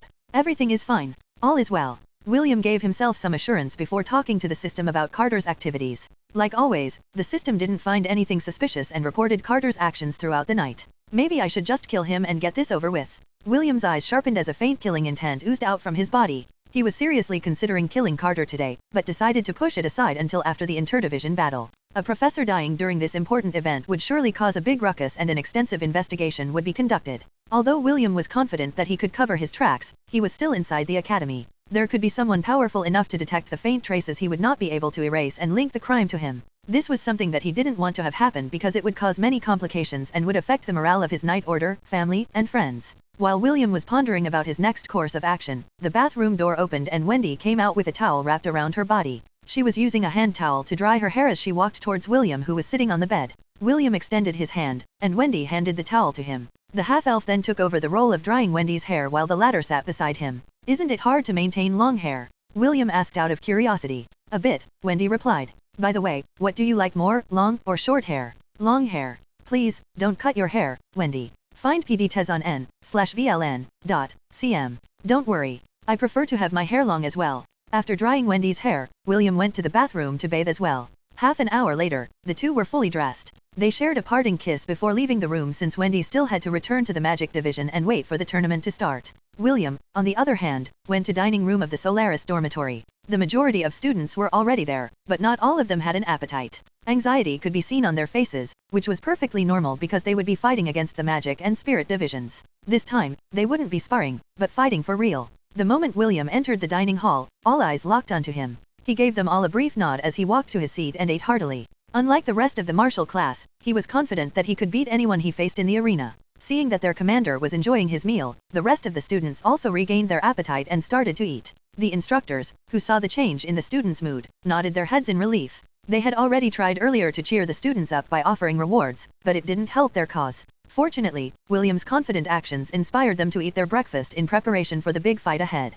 Another hour passed as the students of the Martial Division walked towards the Grand Coliseum of the Royal Academy. Each division had their own Coliseum, but the Grand Coliseum was the biggest of them all. This was where the major events of the Academy were held and it could easily seat more than 300,000 spectators. William was in the lead and he walked with even steps and radiated confidence. Soon, he stopped and stood still at the entrance of the Grand Coliseum that was reserved for the first-year Martial Division students. William turned around to face the students under his wing and smiled. Are all of you ready to beat up some snot-nosed pansies? William asked. Only a handful of people said yes, and they were mostly the officers under William's night order. Clearly, the majority of the students were not confident in their chances of winning. William crossed his arms over his chest and decided to give them some encouragement. Sons and daughters of the Hellan Kingdom, William said in a confident manner. And also comrades that came from foreign lands. My brothers and sisters in arms. William placed his hands behind his back and scanned the anxious faces in front of him. I see in your eyes, the same fear that would take the heart out of me. A day may come when the courage of men fails, when we forsake our friends, and break all. Ding. New title acquired. Title, Copyright Infringement. People die if they are killed. Receives +5 enhancement bonus to agility. Receives +5 enhancement bonus to vitality. Receives +5 enhancement bonus to intelligence. William almost choked on his saliva when he saw the notification that appeared on his status page. He then cleared his throat and continued his speech. In life, we will encounter many defeats, but we must not be defeated, William said firmly. A few years ago, the disciple from the Misty sect defeated me in a duel. Back then, I felt really depressed and was on the verge of giving up. The ears of the students perked up because they remembered the day when William arrived at the academy for his knighting ceremony. There, he dueled the disciple of the Misty sect, Kingsley. I trained hard. Very hard. William raised his chin in arrogance. Even if all of you combined all the training that you have done in the past 4 years of your lives, I dare say that you wouldn't even come close to the training and suffering that I experienced in those 4 years. Because of this training, I was able to easily defeat that disciple of the Misty sect in our rematch. I will not lie to all of you. Punching that bastard felt good. The half-elf smiled evilly and it made the students of the Martial Division smile as well. Did you see how far he flew after taking a single punch from me? That, my brothers and sisters, is the sweet taste of revenge. William then turned around to face the Grand Stadium. He still didn't move from where he stood because he was still not finished with his speech. Today, we may encounter many defeats, but you must never be defeated. Just remember the name of the person that beat you. We will gang up on them after the tournament, and drag them to the back of the academy to beat them until their parents won't be able to recognize them anymore. Let's go. Make sure to raise your chins and show them the might of the Martial Division. William walked proudly towards the entrance of the stadium, while the students of the Martial Division cursed him silently. After saying all those encouraging words, their shameless commander ruined it all with the ending of his speech. Ganging up on a single person? How shameless? Kenneth chuckled as he walked towards the entrance of the Grand Coliseum. Priscilla sighed while holding her forehead, as she, too, walked towards the entrance. Spencer and Drake exchanged a glance at each other with a smile, before following their shameless commander. It didn't take long before the rest of the Martial Division marched towards the entrance as well. They were no longer feeling anxious. Instead, they were now looking forward to the great battle that was waiting for them. Their commander was right. They may suffer losses, but they must never be defeated. Chapter 284, Day of the Interdivision Battle Part 2. Carter carefully checked his professor's uniform as he looked at his reflection in the mirror. He didn't know how it happened, but he felt something foreign inside his body and went on high alert. Carter was sure that the foreign entity had appeared the day that he had met William face to face. Because of this, he decided to play it safe and just stayed inside his residence. Fortunately, the entirety of the students in the first, second, and third year students of the Magic Division were already under his command. He ordered these students to complete the tasks he had left for them to do. Deep down, Carter was feeling incredibly excited. He tried to remove the foreign invader inside his body, but none of his methods worked. He assumed that this was done by William's god essence, and his interest in his future vessel grew exponentially. I wonder what other secrets are waiting for me to uncover, Carter thought as turned his head to leave his room. Time to start the first phase of my plan. The professor activated the suggestion spell and gave out a command. He was looking forward to seeing the expression on William's face when he saw. Wendy, come with me for a while, Est said with a smile. There's something that I forgot in the magic division and I will need your assistance. Est then turned to look at Ian, who stood beside him. Ian, stay here and take command of the students while I am away. I will return as soon as possible. Understood, young master. Ian nodded his head. Est left the Grand Colosseum with Isaac and Wendy following behind his back. The system didn't detect anything suspicious with their conversation, since Wendy was the Magic Division's secretary, and one of Est's officers. Upon arriving at the premises of the Magic Division, Est took Wendy to the garden. It was the same garden where Wendy had brought William, when he accidentally wandered inside their division. Wendy was quite familiar with the path because it was the same path that led them to her secret place. Just as she expected, Est stopped in front of the statue. Head Prefect, what are we doing here? Wendy asked. Est looked at the statue as if he was admiring its beauty. A few seconds later, a sigh escaped his lips as he said the words that had been locked up inside his heart for a very long time. It's not fair, Est said with his back still facing Wendy. I was the one who saw him first. Why must you get in the way? Head Prefect. Wendy, why must you get in the way? Can't you just find other boys to become your boyfriend? Why must you choose William of all people? Est then turned to look at Wendy with a hateful expression. Why? Why must you get in the way of my love? Answer me. Why? Wendy was shocked by the sudden change in Est's expression. She didn't expect to see the hate-filled look on the handsome boy's face, and she could tell that he really hated her to the bone. I don't understand, Wendy stuttered. What does the head prefect mean by getting in the way of your love? What does this have to do with Will? You don't understand. Est laughed in contempt. What is there to not understand? I was the one who saw him first. I was the one who loved him first. For 4 years, I always thought of him. Then, someone like you came along and snatched him from me? Tell me, how should I deal with this hate I am feeling right now? Answer me. Aside from the Mindweaver spell, Carter had also added another spell called Dark Desire in the latest batch of candies that he had distributed among the students of the Magic Division. Like the name suggested, it is a spell that would bring out the deepest and darkest desire within a person's heart. Est's love for William was distorted due to the corruption of his sea of consciousness, and the spell Dark Desire multiplied this corruption tenfold. Right now, Est hated Wendy with a vengeance. The only reason why he hadn't attacked the young lady in front of him was due to Carter's absolute order to keep her alive. Head Prefect, you love Will? Wendy asked. But, both of you are. Before Wendy could even finish her words, she felt a sudden pang of pain behind her neck before her world descended into darkness. Isaac was there to support Wendy's body and prevented her from falling on the ground. After the deed was done, the statue moved aside, revealing Carter with his hands behind his back. Bring her inside, Carter ordered. Est and Isaac nodded and brought Wendy inside the secret passage. The two spells had firmly taken hold of their sea of consciousness, and they thought that what they were doing was the right thing to do. After the 3 children were inside the secret passage, Carter then looked in the direction of the Grand Colosseum and sneered. I don't know if you can hear me or not, but if you don't hurry, I might get impatient and have fun with your girlfriend. I'll only give you half an hour to get here. Carter smiled in a lecherous manner. Don't keep me waiting, or else. Carter chuckled as he entered the secret passage. Not long after, the statue moved to block the entrance as if the earlier incident had never happened. I'll kill you, William screamed internally as he rushed towards the Magic Division. The moment Isaac attacked Wendy, the system immediately informed William of what was happening. William's eyes were already bloodshot as he used his movement technique to its limit. The Grand Colosseum was not that far from the Magic Division. At most, it would only take him 5 minutes to reach his destination. However, every second that passed felt like years to him. For some reason, the system's trackers weren't working inside the secret cavern that was hidden in the garden of the Magic Division. What William and Wendy didn't know was that the underground lake had another secret exit near the teachers' residences. The moment Carter stepped into that place, the system's tracking on him had been cut off. Naturally, the system had reported this anomaly to William, but as the head prefect of the first years, he just couldn't leave them when the tournament was about to start. He planned to investigate Carter's whereabouts after the opening ceremony had finished. However, William and the system didn't expect that the professor had this trump card hidden up his sleeve. The half-elf had never run this fast in his lifetime. He was pushing himself to the limit just to arrive a second sooner, so he could save Wendy from the clutches of the lecherous professor who had been targeting her from the start. When William arrived at the garden, he immediately moved the hand of the statue to allow him entry into the secret passage. A few seconds later, he arrived at the underground lake and saw Wendy tied up on one of the walls of the cavern with steel chains. William breathed a sigh of relief because aside from being unconscious, she was completely unharmed. Well, that was faster than I expected, Carter said with amusement. He was leaning on the cave wall not far from where Wendy was chained. Est and Isaac, on the other hand, stood beside Wendy with their weapons drawn and pointed at her body. What do you want? William roared. Release Wendy right now. Okay, I'll release her, Carter replied with a smile. That is what you wanted to hear, right? Carter sneered. He then waved his hand and erected a magic barrier around Wendy, Est, and Isaac. He didn't want to take any chances, and he knew that he had the upper hand in this situation. He had waited for this moment for days, and he would not allow William to escape his grasp. As long as he had a hostage, the half-elf would be forced to listen to his demands. What do you want? William said through gritted teeth. The half-elf had been secretly calculating the best way to save Wendy, but the professor's magic barrier prevented him from doing anything reckless. It was at this moment when he realized that he wasn't dealing with a small fry, but a cautious person that had planned this scenario in order to lure him into a trap.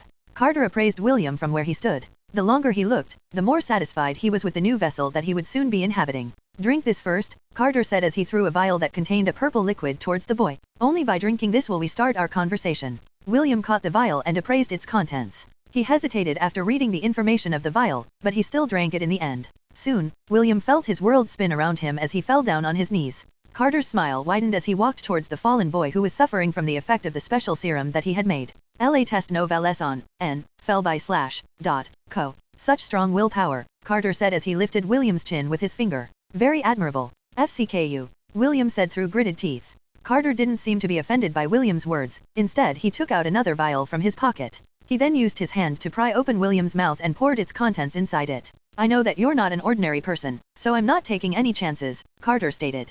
Here, have another. After emptying the second vial, Carter took another one and forced William to drink it. William's eyes rolled into the back of his head as he lost consciousness completely. After checking the boy's vital signs, the professor lifted the boy's body with one hand. The half-elf hung limp in Carter's hold like a puppet waiting to be manipulated by a puppeteer. The two of you guard the entrance, Carter ordered. Do not leave your spot until I tell you. Understood? Yes. Est and Isaac walked towards the passageway and left the underground lake. Est gave the unconscious William a brief glance before turning his head away. As he walked towards the exit of the cave, a single tear streamed down the side of his face. He wiped it away in a casual manner as if it was a nuisance. Carter didn't see this because he wasn't paying attention to anyone aside from the boy in his hand. The reason why he ordered Est and Isaac to leave was because he would start the process of taking over William's body. Although the two teenagers were under his spell, there was a small chance for the both of them to regain control over their senses after seeing Carter's true form. When Carter felt that the two kids were now outside the cavern and guarding the entrance, he then activated the spells embedded in the students inside the Grand Colosseum to proceed with the next phase of his plan. Go on, my little pets, Carter said as he empowered the spell that lay dormant within the consciousness of the students under his command. Start a massacre. Kill as many as you can. Cover the Colosseum grounds with the blood of your friends and acquaintances. Kill for me. Offer your lives as a sacrifice for my rebirth. Carter's laughter echoed off the walls surrounding the underground lake. The moment he had been waiting for was finally at hand. Chapter 284, Day of the Interdivision Battle Part 2. Carter carefully checked his professor's uniform as he looked at his reflection in the mirror. He didn't know how it happened, but he felt something foreign inside his body and went on high alert.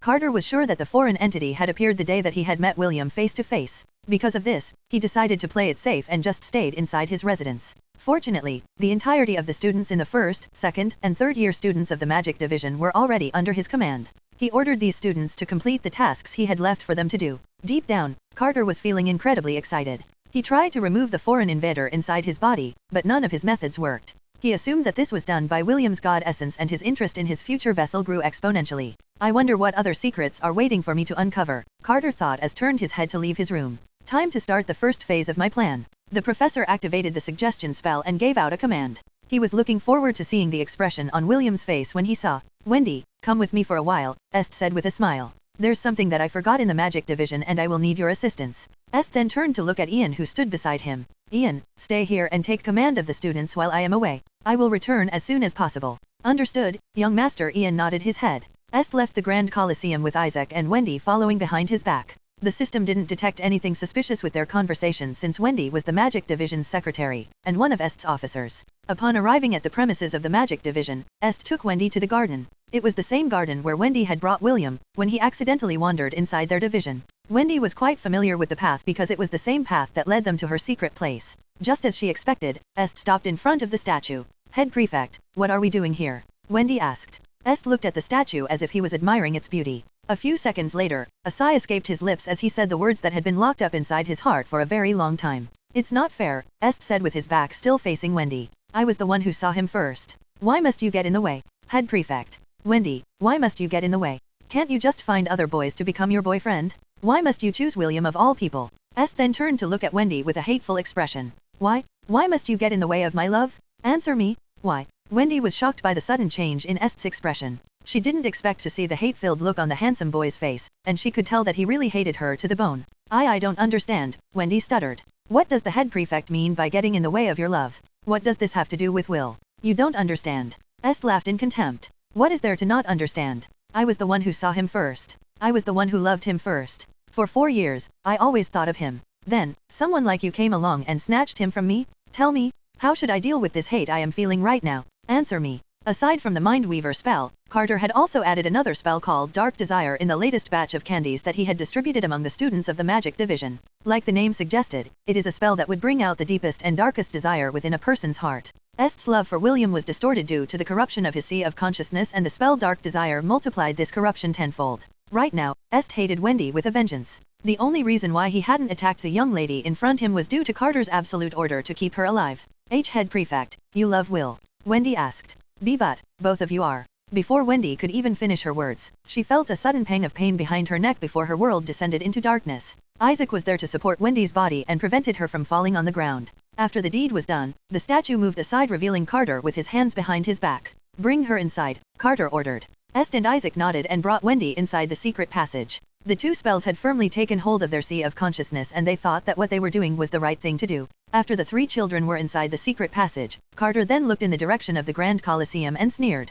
I don't know if you can hear me or not, but if you don't hurry, I might get impatient and have fun with your girlfriend. I'll only give you half an hour to get here. Carter smiled in a lecherous manner. Don't keep me waiting, or else. Carter chuckled as he entered the secret passage. Not long after, the statue moved to block the entrance as if the earlier incident had never happened. I'll kill you, William screamed internally as he rushed towards the Magic Division. The moment Isaac attacked Wendy, the system immediately informed William of what was happening. William's eyes were already bloodshot as he used his movement technique to its limit. The Grand Colosseum was not that far from the Magic Division. At most, it would only take him 5 minutes to reach his destination. However, every second that passed felt like years to him. For some reason, the system's trackers weren't working inside the secret cavern that was hidden in the garden of the Magic Division. What William and Wendy didn't know was that the underground lake had another secret exit near the teachers' residences. The moment Carter stepped into that place, the system's tracking on him had been cut off. Naturally, the system had reported this anomaly to William, but as the head prefect of the first years, he just couldn't leave them when the tournament was about to start.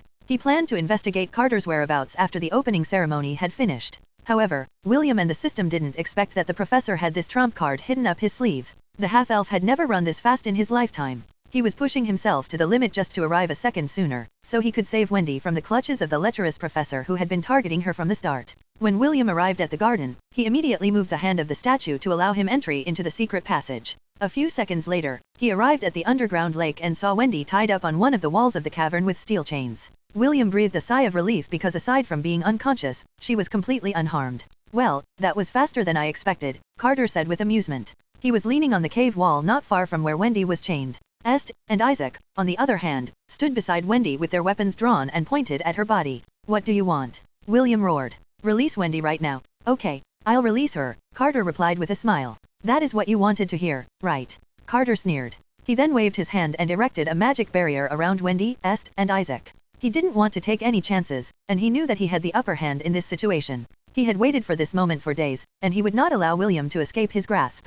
As long as he had a hostage, the half-elf would be forced to listen to his demands. What do you want? William said through gritted teeth. The half-elf had been secretly calculating the best way to save Wendy, but the professor's magic barrier prevented him from doing anything reckless. It was at this moment when he realized that he wasn't dealing with a small fry, but a cautious person that had planned this scenario in order to lure him into a trap. Carter appraised William from where he stood. The longer he looked, the more satisfied he was with the new vessel that he would soon be inhabiting. Drink this first, Carter said as he threw a vial that contained a purple liquid towards the boy. Only by drinking this will we start our conversation. William caught the vial and appraised its contents. He hesitated after reading the information of the vial, but he still drank it in the end. Soon, William felt his world spin around him as he fell down on his knees. Carter's smile widened as he walked towards the fallen boy who was suffering from the effect of the special serum that he had made. La test novelles on, n, fell by /co. Such strong willpower, Carter said as he lifted William's chin with his finger. Very admirable. FCKU, William said through gritted teeth. Carter didn't seem to be offended by William's words, instead he took out another vial from his pocket. He then used his hand to pry open William's mouth and poured its contents inside it. I know that you're not an ordinary person, so I'm not taking any chances, Carter stated. Here, have another. After emptying the second vial, Carter took another one and forced William to drink it. William's eyes rolled into the back of his head as he lost consciousness completely. After checking the boy's vital signs, the professor lifted the boy's body with one hand. The half-elf hung limp in Carter's hold like a puppet waiting to be manipulated by a puppeteer. The two of you guard the entrance, Carter ordered. Do not leave your spot until I tell you. Understood? Yes. Est and Isaac walked towards the passageway and left the underground lake. Est gave the unconscious William a brief glance before turning his head away. As he walked towards the exit of the cave, a single tear streamed down the side of his face. He wiped it away in a casual manner as if it was a nuisance. Carter didn't see this because he wasn't paying attention to anyone aside from the boy in his hand. The reason why he ordered Est and Isaac to leave was because he would start the process of taking over William's body. Although the two teenagers were under his spell, there was a small chance for the both of them to regain control over their senses after seeing Carter's true form. When Carter felt that the two kids were now outside the cavern and guarding the entrance, he then activated the spells embedded in the students inside the Grand Colosseum to proceed with the next phase of his plan. Go on, my little pets, Carter said as he empowered the spell that lay dormant within the consciousness of the students under his command. Start a massacre. Kill as many as you can. Cover the Colosseum grounds with the blood of your friends and acquaintances. Kill for me. Offer your lives as a sacrifice for my rebirth. Carter's laughter echoed off the walls surrounding the underground lake. The moment he had been waiting for was finally at hand. Chapter 285, Start of a Massacre. King Noah walked towards the podium and scanned the thousands of students that were gathered in the Grand Colosseum. There should have been more, but they had fallen due to the dungeon outbreaks that had suddenly erupted in many places in the kingdom. That event greatly saddened him, and the Dean of the Royal Academy, for the students were the seeds that they were supposed to nurture in order to keep their kingdom strong. After taking a deep breath, King Noah stood in front of everyone and started his opening speech. For many years, our kingdom has stood tall within the southern continent, King Noah said in a voice that was magnified using a magic artifact. 4 years ago, we withstood the beast tide that dared to threaten the people of our lands. We were victorious in that battle at the price of many of our brave countrymen. A few months ago, another major event happened without warning. This time around, we were forced to seek the help of every able-bodied young man and woman to protect the land that we call our home. King Noah paused and a profound silence fell upon the students that were standing in the Colosseum grounds. The first years, up to the 4th years of the martial, magic, and spirit divisions were all gathered and looking at King Noah with sad expressions. Some of their good friends had fallen during the dungeon outbreak, leaving only their memories behind. King Noah raised his voice as he commended the bravery of the students that had stood their ground, so that many of their countrymen could keep living a peaceful life. Hellenians are strong, King Noah said firmly. We will never cower. We will never surrender. We will face all that threatens our lives and freedom. The students raised their hands and roared in unison. King Noah's speech made their blood boil with determination to protect their kingdom. This tournament is a way for you to know your strengths and your weaknesses. A way for you to experience fighting against many different kinds of people, King Noah explained. Naturally, all of you will be rewarded. Not just the winners, also those who fought bravely. I look forward to the exciting matches that I will see today. Without further delay, I now declare the start of the interdivision battle of the Hellan Royal Academy. Suddenly, an ear-piercing screech resounded inside the Grand Colosseum as a red portal appeared on the east side of the spectators' gallery. Thousands of stone gargoyles flew out of the portal and started to attack those who were seated near it. The audience screamed and scattered in fear as the demons started a massacre. Knights! King Noah roared. Protect the citizens. Yes. The knights of the kingdom immediately charged towards the eastern side of the Colosseum, while the Grand Archmage hurried towards Noah in order to protect him. Magicians? Protect the citizens. Matthew ordered the 4th years. Fight in groups of 4 and protect each other's backs. The 4th years immediately moved out towards the east to help the knights subdue the threat that suddenly appeared in their interdivision ceremony. The head prefects of the martial and spirit divisions also ordered the students under their wing to reinforce the defenders. Damn you demons! A 3rd-year student from the spirit division summoned spirits in order to fend off the gargoyles that were flying around them. Be careful, a lady cleric summoned a barrier to prevent the barrage of stone bullets from hitting his companion. At that moment, a 2nd year from the magic division appeared beside them. I came here to help, the 2nd-year magician said as he stood beside the 2 3rd years. Good. Make sure to support our healer, I'll handle the rest. Understood. The young spirit user was about to summon more spirit beasts when he was blasted away by a fireball that came from the 2nd-year student. Mark, the healer shouted. She was about to deploy a barrier to protect himself, but the 2nd-year student was faster than her and knocked her unconscious, using the back of his sword. A gargoyle then descended from the sky and scooped the unconscious healer from the ground and flew back towards the portal in haste. Their role was to bring back the talented ladies of the Royal Academy to become the broodmares of their demon race. What are you doing? Stop. Traitors. Shouts of anger and disbelief reverberated on the Colosseum as the 1st, 2nd, and 3rd-year students of the Magic Division backstabbed their fellow students. The magicians are in league with the demons? Kill them. An enraged swordsman from the 4th-year martial class roared as he charged towards a 4th-year magician that was standing not far from him. Wait. We are on your side. The magician raised his hand to prove that he had no intention to fight. Unfortunately, the widespread backstabbing of the magicians had already made it impossible for anyone to believe his words. Die. The swordsman pierced the magician's chest, killing him instantly. The magician died and fell on the ground with shock written on his face. He couldn't believe that his friend had attacked him without showing any shred of mercy. Soon, he, along with the rest of the people that had died in the Colosseum, turned into particles of light. Fourth years? Rally to me. Matthew shouted in order to recall the fourth years of the magic division. Defend yourselves, but do not attack anyone. I repeat. Defend yourselves, but don't attack anyone. Leah, who was standing beside him, created a water barrier to protect the two of them from the attacks that were coming from the spirit and martial division. Just like the rest of the students, both of them were caught by surprise by the unexpected turn of events that decimated almost a third of the students within the Colosseum grounds. The fourth-year magicians hurriedly went towards Matthew and resisted the combined attacks of their fellow students, while also defending against the gargoyles that were firing stone bullets from the sky. Tens of thousands gargoyles suddenly appeared in the battlefield, and it was almost impossible to wipe them all out using an area of effect spell. What made things even harder was that the magicians had turned coat and attacked the defenders from all sides, increasing the chaos in the battlefield. Angarian Knights, attack the younger magicians, but do not target the fourth years. Priscilla commanded after killing one of the magicians with an arrow. Remember, target only those that are actively attacking the other students. Yes. Brutus and Bruno's eyes were bloodshot as they attacked their classmates who were wantonly killing the students from the other divisions. They didn't know what was happening, but all the people that they knew were acting like berserk spellcasters who couldn't distinguish between friend or foe. What is happening to your classmates? Spencer shouted as he fought his way towards the twin brothers who were in the middle of the crossfire. Where's Wendy? Brutus summoned an earth wall to defend against a fireball that came from a third-year student. The fireball exploded, but the stone wall remained firm and stable. La test novelles on, n, fell by /co. Wendy left half an hour ago with the head prefect, Bruno answered as he fired multiple fire bolts at the third year that attacked them. Unfortunately, the third year was well versed in fire magic and easily neutralized Bruno's attack. Where did they go? Spencer asked as he channeled his aura on his spear. He then threw it towards the third-year magician without waiting for Bruno's answer. Spencer's weapon aura allowed him to increase the speed of his attacks exponentially. Whether it was thrusts, slash, or throwing attacks, all of them were multiplied tenfold once he imbued his aura into his weapon. The spear flew like a bullet and pierced through the magician's chest, ending his life in the process. The last thing I heard from the head prefect is that they left something in the magic division, Bruno answered as he fired several fire bolts at his classmates who were running amok. Maybe they're still there. I got it. Both of you stay alive. Spencer ran towards the fallen magician to retrieve his spear. As soon as he retrieved his spear, the magician turned into particles of light, which made Spencer sigh in relief. He then hurried towards the exit of the arena in order to find his twin sister and protect her from the demons that had suddenly invaded their academy. Just as Carter ordered, the first, second, and third-year magicians had positioned themselves among the members of the Spirit Division. These students were rich in spirit powers and would be the perfect incubators for the next generation of demons. This was why Carter ordered them to only knock the girls unconscious, while killing the boys using a surprise attack. A black gargoyle that was 3 times bigger than the rest stood near the portal and observed the mayhem that was happening. His name was Atos, the right-hand man of Commander Ziggle. The demon commander ordered him to carry out the plan and ensure that Carter would be able to safely leave the academy under his watch.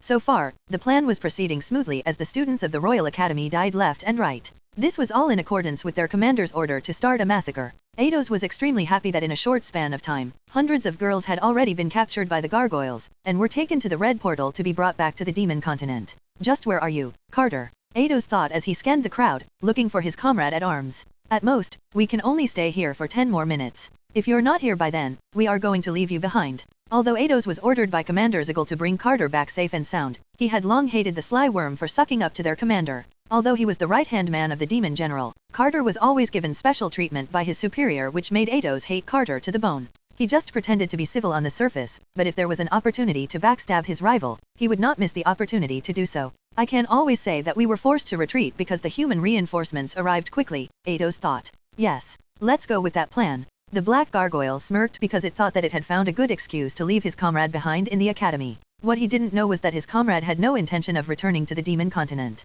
Instead, the professor was busy stuffing potions inside William's mouth, in order to weaken the half-elf's resistance. He intended to personally enter William's sea of consciousness to devour his soul and completely take over his body. Chapter 286, On the Verge of Collapse. While the massacre was rampaging in the Grand Colosseum, a few individuals had appeared inside the academy grounds and scattered in different directions. No one saw them come, and no one would see them leave. Princess, rest assured, none of these foul beasts will touch a single strand of your hair. The knight captain of the aerial cavaliers stood in front of Princess Sydney with his sword drawn. The rest of the knights also didn't move from their position and created an impenetrable defense to protect the young lady seated behind them. I'm not worried, Princess Sydney replied. As long as the Knights of Frisia stand before me, I will not be afraid of anything. The magic knights among the aerial cavaliers fired their long-range spells in order to attack the gargoyles that flew near their location. Even though they wanted to help, their princess safety was their top priority. Also, their flying mounts were not with them at the moment, so they couldn't engage the flying monsters in the sky. Since that was the case, they focused on the one thing that they could do, and that was to protect Princess Sydney at all cost. When the attack started, Prince Lionel was seated beside Princess Sydney. However, after seeing the traitorous magicians attract their classmates, the knight captain of Princess Sydney's royal guard politely asked the crown prince to return to King Noah's side. In fear that Prince Lionel would suddenly turn coat and attack the princess, they used a diplomatic approach to make the prince evacuate. Seeing that the knight captain was firm in his decision, Prince Lionel decided to take a step back and agree to their request. However, deep inside, he was feeling irritated because an opportunity to save Princess Sydney was lost due to the knight captain's interference. I wonder what he would think if you told him that you'd rather let a gargoyle snatch you away than chat with him for a minute longer. Although I agree with your words, I can't possibly say that to a crown prince of a kingdom. Big sister, what are your thoughts about this incident? Something is very fishy about this incident. Sydney, swap with me for now. I want to be ready just in case of an emergency. Okay. Inside the underground cavern, William lay on a small altar, near the lake. A black liquid dripped from the side of his lips, as Carter poured the contents of an 8th vial in the half-elf's mouth. 7 See it N/N. C/M for L test bells. This vial was specially made to weaken a person's soul, forcing it into a lethargic state. Usually, Carter only used 2 of them whenever he changed vessels, but William was special. The professor wouldn't underestimate someone that had god essence in them, so he prepared a dozen soul-suppressing serum to make William's soul unable to even lift a finger to stop him. After emptying the 12th vial, Carter ran a diagnostic spell into William's body. Soon, a triumphant smile appeared on his lips as he prepared to leave the vessel he had been using for the past few months. Carter opened his mouth, and a 2-foot-long purple worm emerged from it. It had 3 eyes on its head, and the blood-red pupils gazed at William as if he was the most delicious meal that it had seen in its life. After successfully disengaging itself from Carter's body, the professor fell on the ground. Although the body was still alive, it was now an empty husk, bereft of any spirit. The astral worm had devoured the soul of the original Carter months ago and had stayed in his body up to this day. The worm thought that it would be using the professor's body for many years to come, but William's sudden appearance made it change its plans completely. It then flew towards William's mouth, and forced itself inside it. The half-elf was in an unconscious state and was unable to offer any kind of resistance. Soon, the worm arrived in William's sea of consciousness and immediately felt the divinity that it had longed for in its dreams. Yes, yes, yes. Finally, the worm happily screeched as it flew toward the center of William's sea of consciousness. There, he saw a boy, kneeling on the ground, and gasping for breath. The worm didn't waste a single moment and immediately attacked the boy. It planned to devour William's soul and take over his body completely. William's eyes stared at the 7-meter-long astral worm that was rushing towards him, and activated his appraisal skill. Astral worm. Soul devourer. Spirit beast. Threat level, S, low. Centennial beast. William tried to stand, but his legs refused to move. Host, your soul has been weakened by 80%. Currently, you don't have the capability to fight this spirit beast. Even in your peak power, you are still not a match for it. I know. William replied. Even communicating with the system was hard because his spirit energy had decreased drastically. He gathered all the magic power that he could currently muster in his current state. At most, he could use it to initiate one full-powered attack, and hope that it would work. We will proceed with the last resort. Host, that is suicide. I'd rather commit suicide, than be devoured by this bastard. Activate it, now. The system knew that William was right. Now was the moment of life and death. Both of them had no other choice, but to confront the Centennial Beast with everything they got. Forcefully merging job classes. Ice Mage, Dark Mage, Archer, Monk, Spearman, Thief, Disciple of Thunder, Fighter, Cavalier, Sun Knight, merging, failed, merging, failed, merging, failed, merging, failed, merging, failed, merging, failed, merging, failed, merging, failed. William clenched his fist as he summoned Stormacaller in front of him. The spear of the Ainsworth family shone with defiance as lightning snaked around its body. Lightning God War Art, 13 form, merging, failed, merging, failed, merging, failed, merging, failed. Go for the kill, William said through gritted teeth. Gabulg. William also channeled all the magic power he currently had and boosted Stormcaller's power as much as he could. The lightning spear charged towards the approaching astral worm like a railgun. It roared and thunder followed in its wake. It was a weapon that had gained sentience long ago, and was only waiting for someone that had the affinity of lightning to wield its powers. After William unlocked the Disciple of Thunder, the Ainsworth family heirloom once again appeared on the battlefield, like it did thousands of years ago. It had realized William's current situation, and the threat that was fast approaching its current master. Empowered by William's lightning god War Art, and his magic, it flew towards the astral worm like a raging lightning bolt. It was the only thing that stood between the devourer of souls, and a helpless shepherd, that was on the verge of collapse. Chapter 287, Took You Long Enough. Mordred arrived at the Grand Colosseum and immediately transformed to help deal with the demonic invasion. After a brief moment, a 6-meter-long red dragon appeared inside the Grand Colosseum and started to obliterate all the gargoyle in its path. After its initial rampage, the dragon targeted the gargoyles that were carrying the girls towards the portals. It grabbed the gargoyles in the air and crushed them with its powerful claws. It then caught the falling girl and placed her on the ground before continuing its battle with the gargoyles in the air. Matthew glanced at the red dragon and sighed in relief. He had recognized his father, so the burden in his heart eased. With additional reinforcements helping them, he ordered the 4th-year students to focus on the girls that were falling out of the air to prevent them from falling to their doom. After the initial confusion, the other divisions now knew that the 4th-year students of the Magic Division were still on their side, so they stopped attacking them. They now focused on the 1st, 2nd, and 3rd-year Magic Divisions, who were still helping the gargoyles capture the students of the Academy. Eidos narrowed his eyes and personally engaged the Red Dragon in an aerial battle. The commander of the demons used an artifact that Commander Zagarl had given him that would boost his strength by 5 times for a short period of time. The gargoyle's strength immediately soared up to millennial rank and he faced the red dragon head-on. Their collision sent shockwaves through the air and repelled the gargoyles surrounding them. The red dragon was only at the peak of the centennial rank, so the gargoyle managed to push it away in their initial clash. Even so, it didn't back down and engaged Eidos in a dogfight. Each time the two beasts collided, powerful gusts of wind would blow, sending demons and humans in every direction. Aside from Eidos, there were 5 more centennial-ranked gargoyles that were sent to oversee the operation. Although they were in the middle ranks, they were still centennial-ranked creatures which made them a grade above ordinary fighters. Man, this is quite exciting. The last time we had this much fun was when we went to the south to help the young master, Damien said. Let's go, it would be bad if the boss thought that we were slacking off, Gideon commented. Suddenly 2 portals appeared behind the 2 men. Above Damien, a giant portal appeared and one of the apex predators of the sky screeched as it made its entrance. It was none other than a rock. It was a flying beast that was at the peak of the centennial rank. Damien appeared on the back of the giant bird with his arms crossed over his chest. The rock flew towards one of the centennial-ranked gargoyles and engaged it in combat. Let's go, partner, Gideon shouted. A giant beast slithered out of the portal and bowed its head, so that Gideon could ride it. The name of the snake was Vashi, and it was Gideon's most powerful beast companion. It was a half-dragon half-snake creature, and was also at the peak of the centennial rank. Without waiting for Gideon's order, the snake zoomed in on the other centennial gargoyle in the distance. It leaped into the air and lashed its powerful tail, bringing the flying demonic creature to the ground. Eidos frowned when he saw that the reinforcements had arrived faster than he had anticipated. They had only been around for 5 minutes, and yet, his forces were now being decimated at an alarming pace. Retreat, Eidos ordered.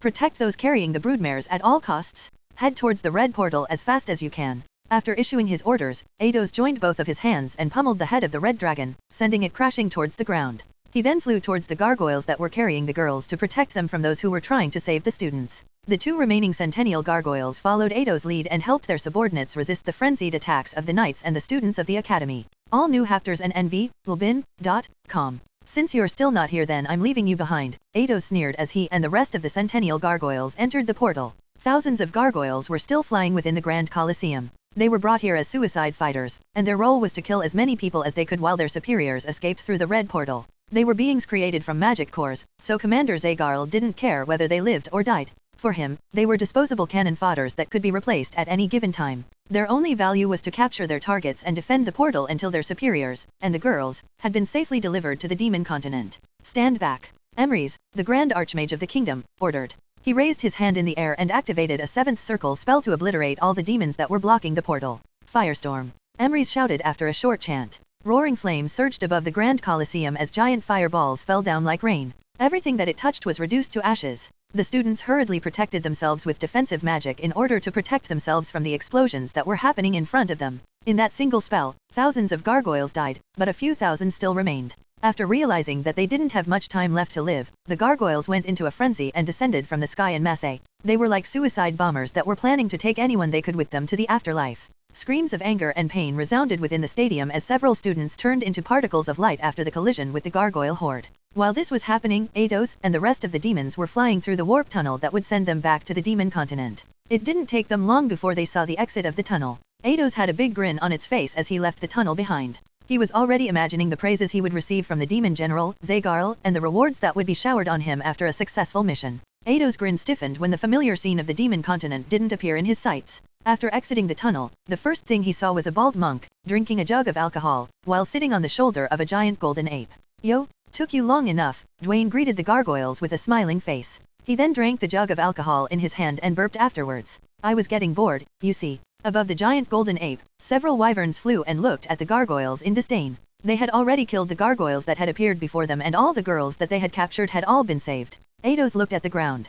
Pieces of stone had been scattered everywhere. They were the body parts of his subordinates who had died after encountering Dave, the Aurabro, and the wyverns after exiting the portal. The commander of the demon invasion roared in anger. He thought that his mission had been a complete success. He thought that what was waiting for him were the praises and rewards from the demon general. Instead, what waited for him was the giant, golden, fist of the Aurabro that didn't give the gargoyle commander a chance to vent his frustration. Chapter 288, The Power of the Jack of All Trades Part 1. Lightning and thunder roared in fury as Stormacaller charged towards the astral worm in a straight line. The astral worm was a demonic creature and had a distinct weakness against the lightning element. Even so, it didn't decrease its speed and faced the spear head-on. Your resistance is futile, the astral worm said via telepathy. The disdain in its voice echoed throughout William's sea of consciousness as it looked down on William's last struggle. I've already devoured the souls of more than 50 powerful people in my lifetime, and I have also absorbed their powers. You will suffer the same fate, so just submit and allow me to devour your soul. A protective barrier covered the astral worm's body as it collided with Stormacaller. William gritted his teeth as he urged Stormacaller to pierce through the worm's barrier, but it was to no avail. The face-off lasted for a full minute. Before the power behind the spear's charge dissipated, the worm lashed out its tail and sent it flying towards the east side of William's sea of consciousness. It then charged full speed at William in order to devour him once and for all. Merging. Failed. Merging. Failed. Merging. Failed. So Lyle, come forth. William pleaded. The ring transformed into a golden spear and stood in front of William. The red-headed boy held the spear and channeled his aura into it. Go. William ordered. So Lyle flew towards the east where Stormacaller was sent by the astral worm's attack, leaving William behind. When the astral worm was only 10 meters away from William, the boy activated Solyle's special ability and instantly teleported to where the spear was. The worm's jaw slammed down on the location where William kneeled a few seconds ago and chewed aggressively. Tasting nothing inside its mouth, it then turned its head to look towards the east and saw the boy grasping the golden spear for dear life as it sped off into the distance. Resistance is futile, the astral worm roared and lunged towards the east. In a span of a few seconds, it had already closed the gap by half as it used another ability that it had taken from one of its previous victims.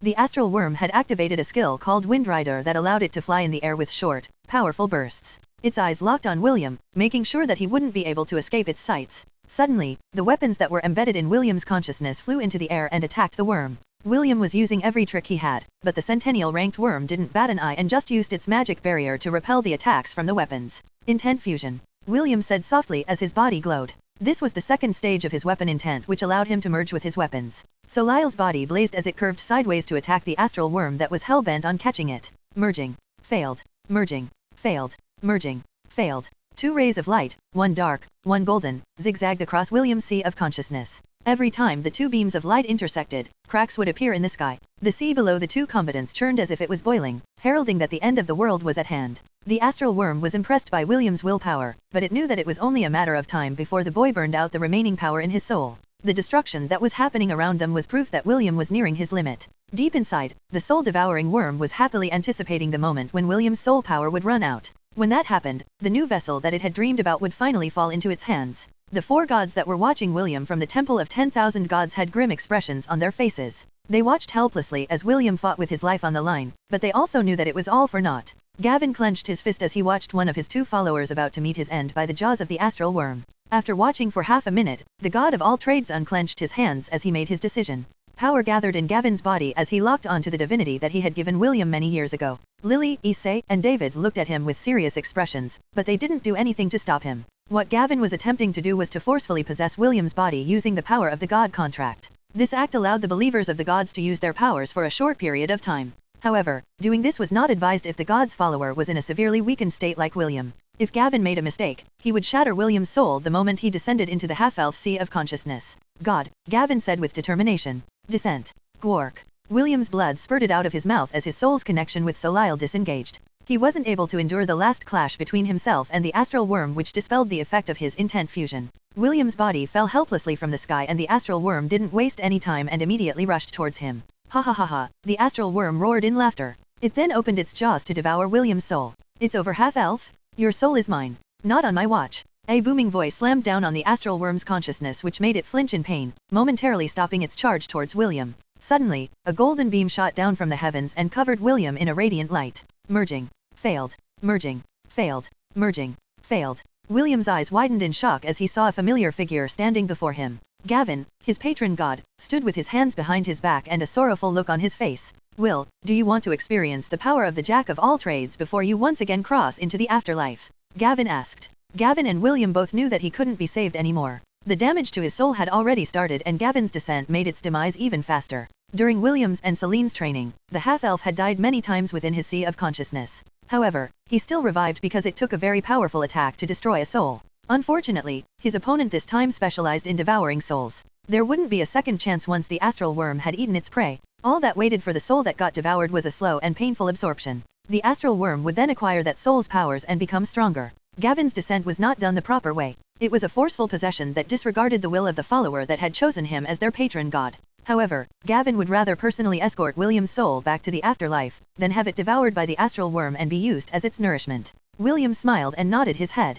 I'm sorry, Gavin. I tried. Unfortunately, this is as far as I can go. I know. Gavin nodded. I'm sorry. It's fine. I pray that you will have a better life after you reincarnate. Merging. Failed. Merging. Failed. Merging. Failed. Let me experience it once, William said softly. The power of the Jack of all trades. As you wish, Gavin replied with a sad smile. He then pressed his palm against William's head and channeled his divinity. System Force Override, Gavin ordered. Forcefully upgrade all job classes. System Force Override initiated. Job classes selected. Upgrading. Ice Mage Ice Wizard. Dark Mage Dark Wizard. Archer Ranger. Monk Zen Master. Spearman Templar. Thief Rogue. Disciple of Thunder Prince of Thunder. Fighter Weapon Master. Cavalier Dragoon. Sun Knight Champion of the Sun. Merge job classes. Gavin ordered. Merging job classes. Ice Wizard. Dark Wizard. Ranger. Zen Master. Templar. Rouge. Prince of Thunder. Weapon Master. Dragoon. Champion of the Sun. Merging job classes. Success. New job class acquired. Job class, Argonaut. Argonaut, temporary. Heroes are not born, they are made. In a time long forgotten, when the gods still played with the lives of mortal men, a group of the strongest and bravest heroes banded together and rose up among the masses to challenge their reign. They completed the many quests that the gods had imposed on them and finally gained their approval. In the end, this group of heroes were hailed as Argonauts. Mortal men and women who had won humanity's freedom and ushered in the dawn of a new era for mankind. Increase magic damage resistance by 50%. Increase physical damage resistance by 50%. Increase physical damage plus 50%. Increase magic damage plus 50%. Host has learned skill, Charge of the Argonauts. Ding. New title acquired.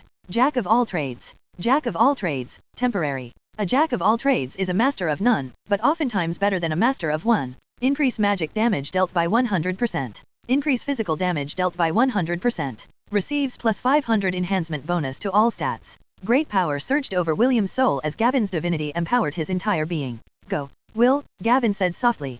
Crush this worm and make sure that it will never hurt anyone again from this day onward. Gavin turned into particles of light as he returned to the Temple of 10,000 Gods. All test novel on novelben/.cm. When the blinding light receded, the astral worm glared in William's direction. A sphere of light glowed in the sky like a miniature sun. Soon, the light faded and William appeared wearing a golden suit of armor. The half-elf was wearing a winged circlet, and holding a spear in each hand, namely, Stormacaller, and Soleil. On his back, several tendrils of light that were similar to a golden aurora borealis, fluttered like a cape. William stared at the astral worm with a calm expression on his face. The giant that seemed to be undefeatable a while ago, now looked like a little worm that he could crush if he were to simply step on it. Lightning God War Art, 12th form, William said as he raised Stormacaller and Soleil at the same time with the intention to strike. Strike with precision, Gungnir. William threw both spears towards the astral worm. Fire and lightning crisscrossed across the skies with a vengeance. The astral worm instinctively knew that it wouldn't survive if he got hit by the two spears that filled it with dread. It immediately moved to the side in order to evade, but it was all for naught. Your resistance is futile, William muttered as he gazed at his adversary's last struggle. You can't fight the inevitable. Soon a scream filled with fear and pain echoed within William's sea of consciousness. It was only the start of the astral worm's suffering, for William intended to kill it countless times, until its soul ceased to exist. Chapter 289, The Power of the Jack of All Trades Part 2. Name, William von Ainsworth. Race, half-elf. Health points, 170,300/282,500. Mana, 168,200/290,000. Job class, Shepherd, LVL 30. Subclass, Argonaut, Max. Strength, 55, plus 545. Agility, 50, plus 520. Vitality, 30, plus 535. Intelligence, 60, plus 520. Dexterity, 45, plus 550. Titles: Giant Slayer, Domain Master, Jack of all trades. The astral worm exploded into 1,000 pieces as Stormacaller and Solile pierced its body simultaneously. Blood and flesh fell down in William's sea of consciousness like rain, but the red-headed boy didn't bat an eye and just stood perfectly still. Soon, Stormacaller and Solile descended towards the ground and activated their powers. Lightning scattered into the sea, followed by roaring flames that wanted to burn everything in existence. The astral worm planned to play dead and reform its body once William lowered his guard. It thought that it was a perfect plan because not many knew that the souls inside the sea of consciousness wouldn't be destroyed so easily. Unfortunately, it didn't know that this was not the first time that William had fought inside his domain. He knew, more than anything else, the rules behind the Battle of Two Souls. Curse you! The astral worm hatefully roared as its body parts were incinerated to ashes. Soon, its giant body reformed, but there were certain parts of it that were missing. Clearly, the damage it took from William's empowered attacks were not easy to regenerate. The astral worm hatefully charged at William with the intention of bringing him down with him. This was a mistake on its part because it still thought that William had merely recovered to his former peak of power before he drank the soul-suppressing serums that the astral worm forced him to drink at the start. Ice prison, William said, and the giant worm was enclosed in a giant block of ice. He then raised his hand and a black sword made of pure dark magic appeared in front of him. William casually slashed at the block of ice, splitting it into two, killing the astral worm for the third time. It didn't take long before the astral worm materialized once again. However, this time, it didn't choose to fight. Instead, it chose to flee. William watched it with disdain and allowed it to run away for a brief period of time before uttering two words. Dual X. The astral worm stopped mid-flight and was forcefully dragged back towards the half-elf who had a devilish grin plastered on his face. You can run, but there is no escaping the inevitable. William summoned r18 and pointed it at the shrieking giant worm that was doing its best to escape. Lightning God War Art, first form. Illuminate the world, r18. A blinding beam of light erupted from the tip of the spear and enveloped the astral worm in its entirety. A few seconds later, the astral worm reappeared once again. Half of its body was already gone and failed to regenerate. Forgive me, please, have mercy, the astral worm pleaded. You can treat me as your subordinate. I promise, I won't betray you. If you like, you can even make me your slave. I don't care, just please, spare me, have mercy. William summoned his bow and quiver. He then knocked the holy arrow on his bow and took aim. When your victims pleaded to you for mercy, did you spare them? William asked. You didn't, right? Lightning God War Art, 8 form, William sneered. Exterminate, Cursalakatos. No. The astral worm tried to run away once again, but it was already too late. The holy arrow multiplied not in the hundreds, but 1,000 replicas and descended on the giant worm's body like rain. William didn't stop his barrage and kept on firing one arrow after another. Thousands. Tens of thousands. Hundreds of thousands. Stormacaller and Solile joined the fray and turned William's sea of consciousness into a stormy world of lightning and fire. William's domain was near collapse, but he didn't care. The end was already at hand, and he had already accepted his fate. And no more, I beg you, the astral worm begged. This time, only its centennial core remained. William tilted his head as a mischievous smile appeared on his face. You like to devour souls, right? William gripped the centennial core firmly in his hand and smiled. Did you ever wonder if there would come a day when your own soul would be devoured? No? I bet you didn't think that far. System, switch the experience points allocation to the Shepherd job class. Experience allocation has been successfully changed. The centennial core trembled in William's hand as it sensed a bad premonition. It immediately struggled continuously to break free from William's hold, but the half-elf had it in a firm grip. Core absorption. Core absorption initiated. No. Spare me. The dying screams of the astral worm were like music to William's ears. He watched as the centennial core slowly, but surely, shrink in size because William told the system to absorb it as slowly as possible. He wanted the soul-devouring worm to experience what its victims had felt during the last moments of their lives. 2 minutes later, the core was absorbed completely, bringing an end to the astral's worm reign of terror in the world of Hestia. Ding! Gained EXP, 950,000. Congratulations! You have slayed a centennial beast? Special monster first kill bonus EXP, 500,000. Ding! You have absorbed a centennial core. Gained EXP, 950,000. The Shepherd job class had reached its max level. Would you like to advance to the next job class? Yes/no. Sorry, Sir David, William sighed as he softly landed on the ground. I guess I will not be able to see the advancement of the Shepherd job CLA. William wasn't able to finish his sentence because the effect of the jack of all trades had ended. His body fell backwards and laid on the ground without moving. All the strength in his body had left him, but his consciousness remained. The half-elf stared at the sky that was slowly crumbling apart. I guess, the end of a world would look similar to this scene, William thought as his eyes slowly closed. I'm sorry, everyone. This is as far as I can go. It was at that moment when he vaguely felt a pair of hands wrapped around his body. Due to his current state, William was only able to open his eyes halfway. Don't worry, everything will be alright, a familiar voice said softly. You owe me one, Will. Snot-nosed pansy. William stared at Ian who was carrying him towards the underground lake. He didn't expect that when he opened his eyes, he would be looking at the real world, instead of his inner one. 7 See it n/n c/m for L test bells. Without any warning, Ian jumped into the lake, carrying William in his arms. His body glowed and transformed right before William's eyes. Not long after, William saw a girl with long hair that was as blue as the ocean. An unfamiliar, yet beautiful face appeared before him. Even so, he instinctively knew who it was. No matter what form Ian took, William believed that he would be able to identify the snot-nosed pansy even if his mortal enemy were to turn into a mermaid.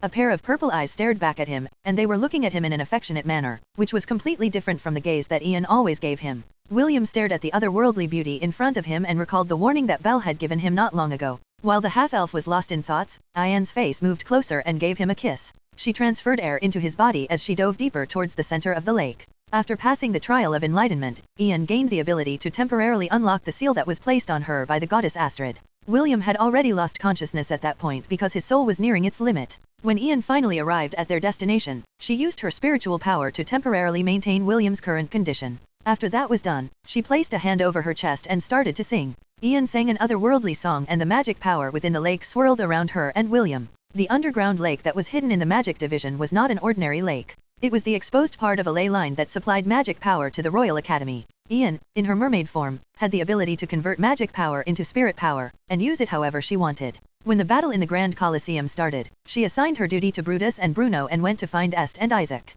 Luckily, she also had the ability to sense the location of her twin and headed towards the garden in haste. After Carter was defeated in William's Sea of Consciousness, his hold over the students vanished as well. When Est and Isaac recovered their sanity, they immediately realized the terrible things that they had done. Ian arrived just in time to see the two of them enter the secret passage to the lake and hurriedly followed behind them. After the trial in the Kirintur Mountains, Ian was able to sense spiritual power once again. Because of this, she was able to tell that William's soul was on the verge of collapse the moment she laid her eyes on him. Ian didn't waste any moment and immediately came to his rescue. Dense spiritual power swirled and gathered around Ian and William. Ian continued to sing until she reached the limit of her control over her spiritual powers. A blue gem, the size of a pigeon's egg, appeared on Ian's chest and started to absorb the spiritual energy swirling around them. The dense spiritual energy flowed towards the gem on her chest, as if it was a small black hole that was greedily sucking in everything around it. Soon, all the spiritual energy had been absorbed and Ian's singing stopped. "You better take responsibility after you've recovered," Ian said with a hint of exhaustion in her voice.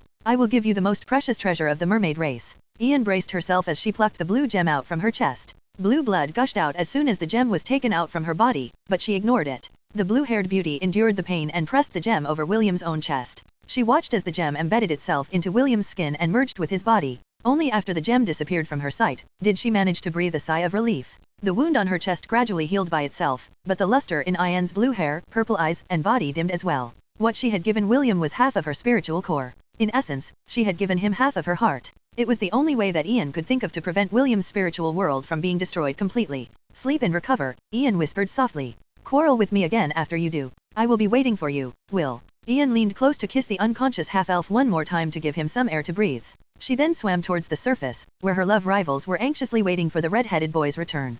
Deep inside her heart, Ian hoped that William would treat her better when he woke up. When she had seen William lying on the ground, dying from having his spiritual world destroyed, she finally realized that the feelings she had for the boy were just as strong as the feelings that Est and Wendy had for him. Because of this, she decided to throw caution into the wind and let her true feelings burst forth. As to what the consequences of her actions would be, she didn't care. After all, she would make the half-elf in her embrace take full responsibility for getting into a situation where she was forced to give him her heart. Chapter 290. Are you also in love with Will? The battle in the Grand Colosseum continued for another half an hour after Atos entered the portal. After losing their commanders, the gargoyles decided to use suicide attacks in order to bring as many people as they could with them to the afterlife. Most of them succeeded before shattering into pieces, while others were destroyed by the strong fighters on the human side. King Noah and the Grand Archmage, Emrys, looked at the scene with grim expressions on their faces. "Fortunately, we were forewarned," King Noah muttered softly. "If James hadn't shared this information with us, many lives would have been lost today." "Not only that, Your Majesty," Emrys commented. "All the students that the demons captured would have lived lives far worse than death." "True," King Noah agreed. "It is impossible for the demons to have staged an event like this on their own. Perhaps the organization is also behind this incident. All test novel on novelben/.cm. The chances are very high, Your Majesty," Emrys frowned. "Unfortunately, I'm afraid that this is not yet over. Simon did well in connecting the entire academy to his personal domain. Although we used many resources, the results are still satisfactory. I'm sure that the demons will think twice before they set their sights on the Hellan Kingdom again after this incident." They've suffered many losses in this mission of theirs. Both men looked at the knights, and the students of the other divisions, that had surrounded the first, second, and third year students of the magic division. Although Carter's control over them had dissipated, their minds were still unstable due to the effect of the spells inside their sea of consciousness. For now, they were rounded up at the center of the Grand Colosseum where everyone could keep an eye on them. Although this treatment seemed unfair, no one wanted to take chances. Especially after the backstabbing incident that happened not long ago. How is he? Est asked anxiously as he looked at William's face that was as pale as a candle. He's safe, for now, Ian replied. His spiritual world has collapsed, but his life is no longer in danger. It's just that. Just what? Est gazed at Ian who was still in her mermaid form. Ian took a deep breath before she continued her explanation. It might take him months to fully recover. However, if I stay by his side to constantly gather spiritual energy to help restructure his sea of consciousness, I can shorten it, but that would still take a minimum of 3 months. Est felt something sour inside his mouth as he looked at the half-elf who had almost died after fighting with Carter. To make things worse, Est also felt guilty because he played a role in luring William to the place where Carter had set a trap for him. Is there anything that we can do to hasten his recovery? Est inquired. Is there anything that I can do? Ian shook her head firmly. I have already given him a dense amount of spiritual energy. Giving him any more at this point will cause harm to his body. I intend to help him repair his sea of consciousness from the inside. That is all that we can do for now. Can I help? Is there a way that I can help him? Est looked at Ian with a pleading gaze. Ian didn't have the heart to say no, so she reluctantly nodded her head, and told Est that he could come with her when they entered William's spiritual world. Will. A voice sounded from behind Ian and Wendy had regained her consciousness and looked at her lover, who was currently cradled in Ian's arms. What happened to him? Wendy ran towards them as she held William's shoulder anxiously. Who are you? What did you do to him? Est took a deep breath and explained the situation to Wendy. He told her everything that happened right after she was knocked unconscious by Isaac. How Carter forced William to drink an unknown serum and the battle that happened within the half-elf sea of consciousness. Wendy listened calmly to Est's explanation from start to end. After hearing that William was temporarily safe, the anxiousness in her eyes lessened, but it was soon replaced by sadness. I'm sorry, this is all my fault. Est bowed his head in apology. If I was only strong enough to resist the spell, all of this might have been prevented. It's all my fault. Wendy shook her head as she looked at her head prefect who was stricken by guilt and grief. Head prefect, it's not your fault, Wendy replied. I'm sure that Will also doesn't blame you for the things that happened. If there was someone to blame, it would be none other than that hateful demon who instigated all of this. Wendy gnashed her teeth in anger as her eyes locked on Carter who was lying on the ground, unconscious. Now that the astral worm had left his body, all that remained was an empty, living husk. Est followed Wendy's gaze and shook his head. Clearly, he didn't want Wendy to do anything reckless and harm the soulless body lying on the ground. Let the king handle this, Est stated. Someone has to take the blame, and preserving the professor's body is a must because it will serve as evidence. Also, the original owner of that body is innocent. He was just one of the many victims of that demonic worm that devoured people's souls. Wendy reluctantly nodded her head as she looked at Ian. You still haven't answered my question earlier. Who are you? Instead of answering Wendy, Ian undid her transformation. The blonde beauty's mouth opened wide in shock as she stared at Ian who was looking at her with a serious expression. Why you a girl? Wendy's grip on William's shoulder tightened as she stared wide-eyed at the boy in front of her. Why are you pretending to be a boy? Are you doing this to get close to Will? Wait. I'm not pretending to be a boy, Ian replied. I was originally a girl, but was placed under a powerful curse. This is the reason why I am currently a boy. And just so you know, I also like William. After almost losing William to the demon, Ian felt a heart-wrenching pain inside her chest. It was then when she truly realized that the boy whom she always quarreled with had already taken a place inside her heart. Wendy gazed straight into Ian's eyes and understood that she was dead serious. Wendy then turned her head to look at Est who was standing beside her. Earlier you said that I got in your way. Are you also a girl? Yes. Est nodded. Do you also like William? I've liked him for years. After getting the answer to her question, Wendy shifted her attention to Isaac. Are you a girl as well? Yes, Isaac answered. Are you also in love with Will? Wendy inquired. If not for the fact that the poor half-elf was already in a half-dead state, Wendy would have definitely smacked his head to vent out the frustrations that were welling up inside her heart and called him womanizer. Me. Isaac pointed at himself with a surprised expression. No, I'm not in love with William. We're only friends. Okay, good. Wendy patted her chest in relief. That's one less problem to deal with. She then looked at her pale-faced boyfriend, before reaching out to take him away from Ian's embrace. The blonde beauty took a deep breath, before glancing at Est and Ian who was looking back at her with complicated gazes. Let's talk about this messed up relationship later, Wendy proposed. Let's have the clerics take a look at William first. After that, the three of us need to have a proper talk about how we will proceed from here. Est and Ian nodded their heads. Since Wendy now knew their secret, there was no reason for the two of them to hide their feelings for William any longer. Oliver watched this scene from the shadows and sighed. He arrived just in time to witness the three girls that liked William make their feelings known to each other. Fortunately, the half-dead half-elf was still unconscious, and was spared from the messy relationship that he had unknowingly created. Oliver subtly entered William's shadow in order to protect him from any further threats that might arise out of nowhere. His mistress, Celine, would have also come to the academy, if not for the letter from the organization that mysteriously appeared at her doorstep. The letter explicitly told her not to interfere with the organization, and in return, they would not target her one and only disciple. The leader of the organization had personally placed his seal on the letter, which forced Celine to stay in Lant. However, the letter didn't tell her not to send anyone to look after the boy, so she immediately sent Oliver to ensure William's safety. The organization had its members scattered across every part of the continent. If they were to set their eyes on targeting William, the half-elf would definitely not be able to resist their assault. Because of this, Celine decided to compromise and not interfere with the organization's attack at the academy in order to spare her disciple from having additional enemies who specialized in schemes and deceit. Chapter 291, Duty Calls and the Enemy Awaits. When Wendy and the others exited the garden of the magic division, an anxious Spencer suddenly appeared out of nowhere and rushed towards his twin sister. He had searched the entire division looking for Wendy, but he couldn't find her.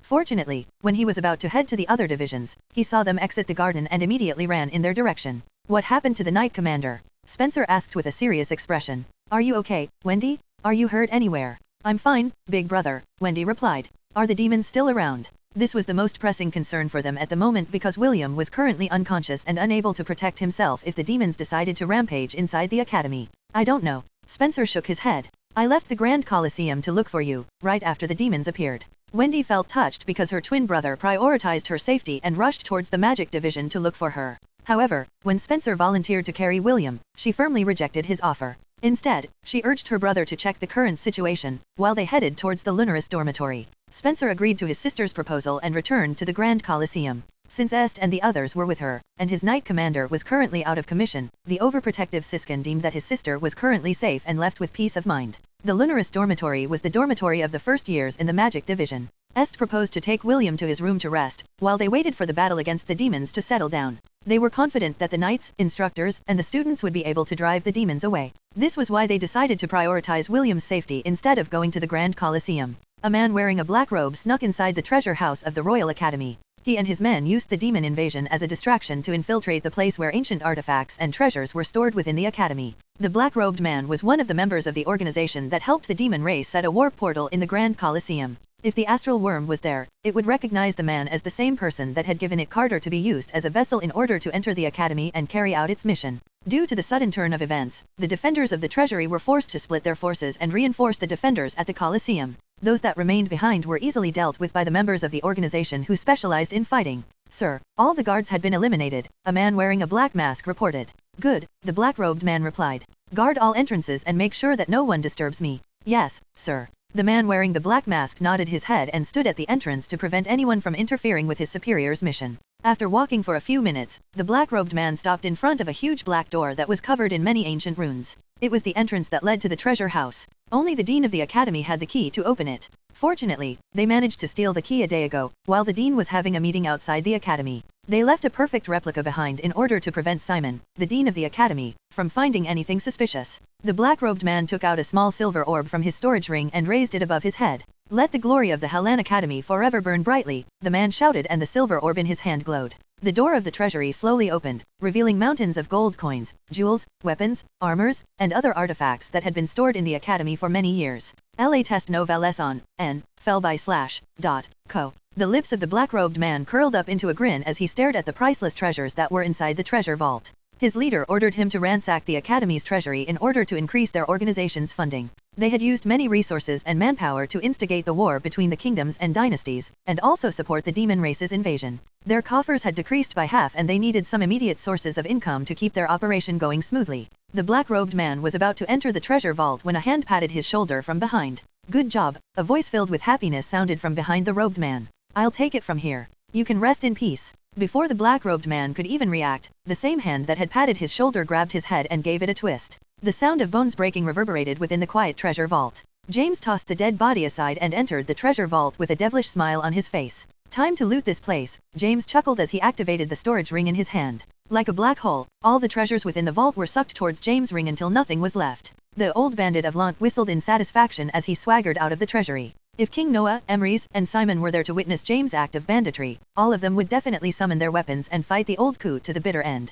Although James cared for the Hellan kingdom, he cared more about his family and the subordinates that were under his command. He didn't expect much from the king, and he certainly didn't expect him to confer upon him additional rewards for the information he had given him. For him, the organization was just a convenient scapegoat. He could put the blame on the organization for everything. I can just tell them that I arrived late, James thought as he smiled evilly. Suddenly, Ezio appeared before him holding a short sword stained with blood. Everyone has been eliminated, sir, Ezio reported. The battle in the Grand Colosseum is also nearing its end. Perfect timing. I'll go check on Matthew and Leah, you go and find William. Knowing that boy, he'd probably be at the center of this mess. Yes, sir. Ezio disappeared into a black mist and flew in the direction of the magic division. James watched him go before turning his head to look at this right side. How long are you planning to hide? James asked. Are you going to report me to His Majesty? He finished sarcastically. James' rival, the sword saint of the Hellan kingdom, Aramis Bran Caliban, materialized out of thin air and stared at him with disdain. I've always known that keeping you around was a mistake, Aramis said as he snorted. You even used the demons and that secret organization to fill up your pockets with gold coins. How devious of you. Why, thank you, James replied. So, what are you going to do? Are you going to fight, or are you going to fight? Aramis didn't bother to reply, and instead, unsheathed his sword from his scabbard before taking a fighting stance. James, on the other hand, summoned his giant axe and rested it on his shoulder. Both fighters released their aura and were about to clash against each other when they heard the tolling of a bell. Soon, more ringing sounds resounded all over the capital and the two men's expressions suddenly became serious. Back in the Grand Colosseum, none of the students had died during the demon invasion because the king, the Grand Archmage, and the Dean of the Academy had made preparations beforehand and linked the Grand Colosseum to Simon's domain. The students that had been killed had been automatically transported to a safe location where they would be attended to by the clerics of the kingdom. However, before they could even celebrate their victory, the grand bell of Gladiola started to ring. King Noah, Emrys, and Simon looked towards the east with grim expressions. The bell of Gladiolus had been rung and it only meant one thing, and one thing only. The war has started, Noah said in a voice laced with barely restrained anger. He had long heard that an unknown organization was moving behind the scenes and fanning the flames of war from the shadows. However, he never expected them to act this decisively and use every means at their disposal to make things difficult for the Hellan kingdom. King Noah clenched his fist so hard that the ground beneath his feet crumbled as the aura in his body burst forth. To arms! King Noah shouted. His voice boomed within the Grand Colosseum as he called out to the warriors of his kingdom. Rally to me, duty calls and the enemy awaits. Chapter 292, First Step for World Domination. Are you sure the two of you want to do this? Ian asked. You might not like what you see. I'm ready, Wendy said firmly. Est didn't say anything and just nodded his head. The three were planning to enter William's sea of consciousness using Ian as the medium. They wanted to know if there was anything else that they could do in order to help the boy regain consciousness. Wendy lay on William's right and hugged his body, while Est lay on his left, holding his hand. Ian transformed into her spirit form and lay at the edge of the bed, cradling William's head. Synchronization, Ian softly muttered, and her spirit power enveloped all four of them in a blue bubble. This is William's spiritual world. Wendy covered her mouth with a hand as she looked at the unbelievable scene in front of her. Ian had said beforehand that a person's sea of consciousness reflected the inner thoughts of each person. Wendy's breathing grew ragged as a pang of pain spread inside her chest. She gazed at the broken sky that was similar to a cracked eggshell. Huge portions of the sky had fallen into the sea like pieces of debris from a collapsed building. The sea under their feet was grey, which also reflected that the grey world was on the brink of complete and utter destruction. Wendy's eyes suddenly found something red amidst the greyness of the world. She immediately ran in that direction with tears streaming down her face as she cried out the name of her beloved. Will. The image of the cheerful half-elf that hugged her every night, kissed her every night, and made her feel safe and secure, flashed inside her mind as she neared the fallen boy that was surrounded by the debris that had fallen from the heavens. A pained and sad wail reverberated inside that dying world as Wendy held William's soul in a tight embrace. Est looked at William from afar and cried. She covered her lips with her delicate hand as her body trembled in pain and suffering. Ian, who stood beside her, wrapped her arms around Est and pulled her close. It's fine, Ian said softly. It will take time, but he will definitely recover. I will do my best to make him recover. Est hugged Ian tighter as her tears fell down like rain. She blamed herself for what happened to William. If only I was stronger, this wouldn't have happened, Est said between sobs. It's all my fault. No, Ian assured her. It's the fault of the demons. If not for their vile actions, none of this would have happened. You, Wendy, and William are just victims of their evil schemes. Don't worry, as long as the three of us work together, we will be able to restore him to his peak condition. Ian said these words, not only to reassure Est, but to reassure herself as well. She knew that it would take a few months for William to recover, but she needed to be strong in order to prevent the two girls, who also liked William, from blaming themselves for what had happened to him. She hoped, with every fiber of her being, that the boy would soon open his eyes and tell them that he was fine. Full 0W current novels on n/o/v/3l/b in.co/m. 20 miles off the shore of the southern continent, several ships had anchored themselves. They were the cruisers from the Silver Moon continent, and they were waiting for the right time to invade the southern continent. Soon the sounds of bugle horns broke the peace as several warships appeared 10 miles away from their formation. Alador, the 19-year-old prodigy of the elves, peered through his telescope to identify the newcomers. It didn't take long for him to recognize the flags of the human warships that belonged to the Creator Empire. Alador had already been told that there might be other forces that were planning to invade the southern continent aside from them, but he wasn't too worried. There were 4 elven archmages that had accompanied them on this mission, and they were more than enough to deal with any situation in the open seas. Also, his grandfather told him that, if possible, he shouldn't pick a fight with the humans until they arrived at their destination. Put the fleet on high alert, but do not engage the humans without my order, Alador ordered. Yes, young master, his subordinate replied and immediately issued Elander's orders. Alador stared at the human fleet and sneered.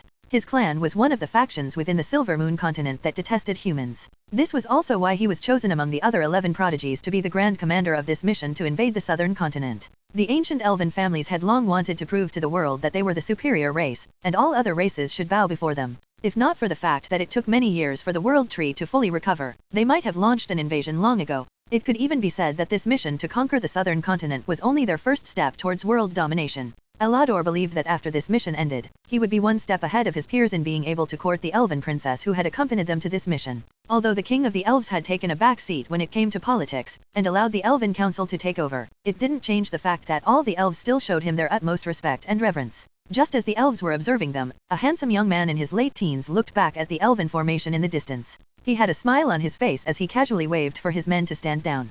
Just like Alador, the young man was in his late teens and was hailed as one of the strongest warriors among the young generation in the Creator Empire. His name was Jason, the 5th prince of the Creator Empire. His mission was to stake their claim in the southern continent and make his cousin sit on the throne as an empress. For the young teen, this mission was a walk in the park because there were very few forces in the world who would dare get in their way. He was not afraid of dealing with the long-eared elves, whom they treated as slaves in the central continent. He was even looking forward to their future clash with the elven race so that he could bring back some beauties to warm his bed. Jason was not only strong, but very intelligent as well. He knew that this was not the time to fight with the elves because they needed all of their manpower to conquer one of the 4 kingdoms that held the axis of power in the southern continent. Until then, he would leave them alone and settle their differences after they had landed on foreign soil. Both young commanders were belittling each other's races inside their minds. Even so, they still tolerated each other as they waited for the moment when the skies of the southern lands would change their color. That was the sign that the time was ripe to charge forward and stake their claim among the rich and fertile lands of the south. It was also the prelude for an all-out war that would reshape the balance of power between all the warring factions that were vying for supremacy.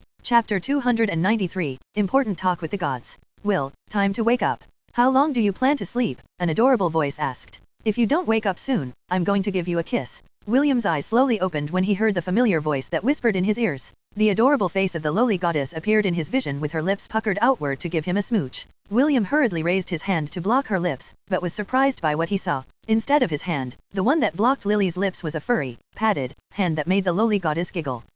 William is so shy, Lily chuckled as she raised William high in the air and spun him around. I should have done this sooner. You look cuter this way. Lily, why are you here? William asked via telepathy. Where am I? Better yet, what am I? It didn't take long for William to realize that there was something very strange about his body because it felt weird. It was as if he wasn't fully accustomed to his body and was having trouble moving its parts. All right, calm down, little Will. Lily happily poked William's nose with a big grin on her face. I know that you are currently confused, but my explanation will have to wait until we arrive at our destination. Lily happily carried William out of her residence to meet with Issei and David. Gavin was currently resting in his hut on the outskirts of the temple in order to recover. The forceful god descent he made to save William had rendered him paralyzed and it would take him a long period of time to fully recover. We're here, Lily announced as she arrived at the picnic area of the temple where several other gods were lazing around. Issei and David were already seated beside a picnic table and waved at the approaching lowly goddess. 7c at nfelb/n.c/m for L test vels. How did it go? Issei inquired. It went perfectly well, Lily replied with a victory pose. David played with his beard as he stared at the pink teddy bear in Lily's hands. Since Lily had declared that her attempt was successful, then the consciousness residing within the stuffed toy was none other than William. Lily casually placed the teddy bear on top of the table with a big smile on her face. Ta-da! I present to you, Little Will version 1.1. Issei and David humored Lily by clapping their hands to praise her. William, who was still in a confused state, tilted his head as he waited for an explanation. Can someone tell me what's going on? William asked. Did I cross over? Am I dead? Lily giggled and poked the teddy bear's nose and started her explanation. Technically, you are now a half-dead half-elf. The only thing that is keeping you from crossing over is the newly implanted spirit core inside your body. If not for that, you'd be entering the cycle of reincarnation right at this moment. William tried to recall what happened before he lost consciousness and remembered a pair of purple eyes that looked at him in an affectionate manner. He knew to whom those pairs of eyes belonged to, and a complicated feeling rose in his heart. Looks like I owe her one, William thought as he sighed internally. You have been sleeping for 3 days and, during that time, your body and spirit have been taken care of by 3 beauties, Issei commented on the side. You should properly thank them when you recover. 3 days? I've been sleeping for 3 days. William gasped in shock. What happened while I was unconscious? Are the others safe? What about Wendy? Calm down, David replied. All of them are safe. At least for now. For now. Yes. For now. William wanted to know more, but David didn't say anything else. Lily and Issei also didn't say anything to follow up, which made William feel anxious. Look, before you worry about others, why don't you worry about yourself first? Lily said as she patted her forehead. Do you know how serious the damage to your soul is? It's a miracle that I was still able to drag your consciousness out of your body. William quieted down after hearing Lily's words. If his soul remained inside his body, and only his consciousness was dragged out, it just showed how dire his current situation was. Ma, there's no use worrying about things outside of your control, Issei said as he patted the teddy bear's shoulder. What you need to think about is what you're going to do from here. Clearly, you can't return to your body in your current state. Even if you were to return, nothing would change. You will just remain in a vegetable state for a month or 2. William closed his eyes and did his best to calm down. Issei was right. Even though he wanted to return to his body, the damage to his sea of consciousness remained. After calming down, he once again opened his eyes and faced the 3 gods who supported him from the heavens. What should I do now? William inquired. Is there a way for my body to recover?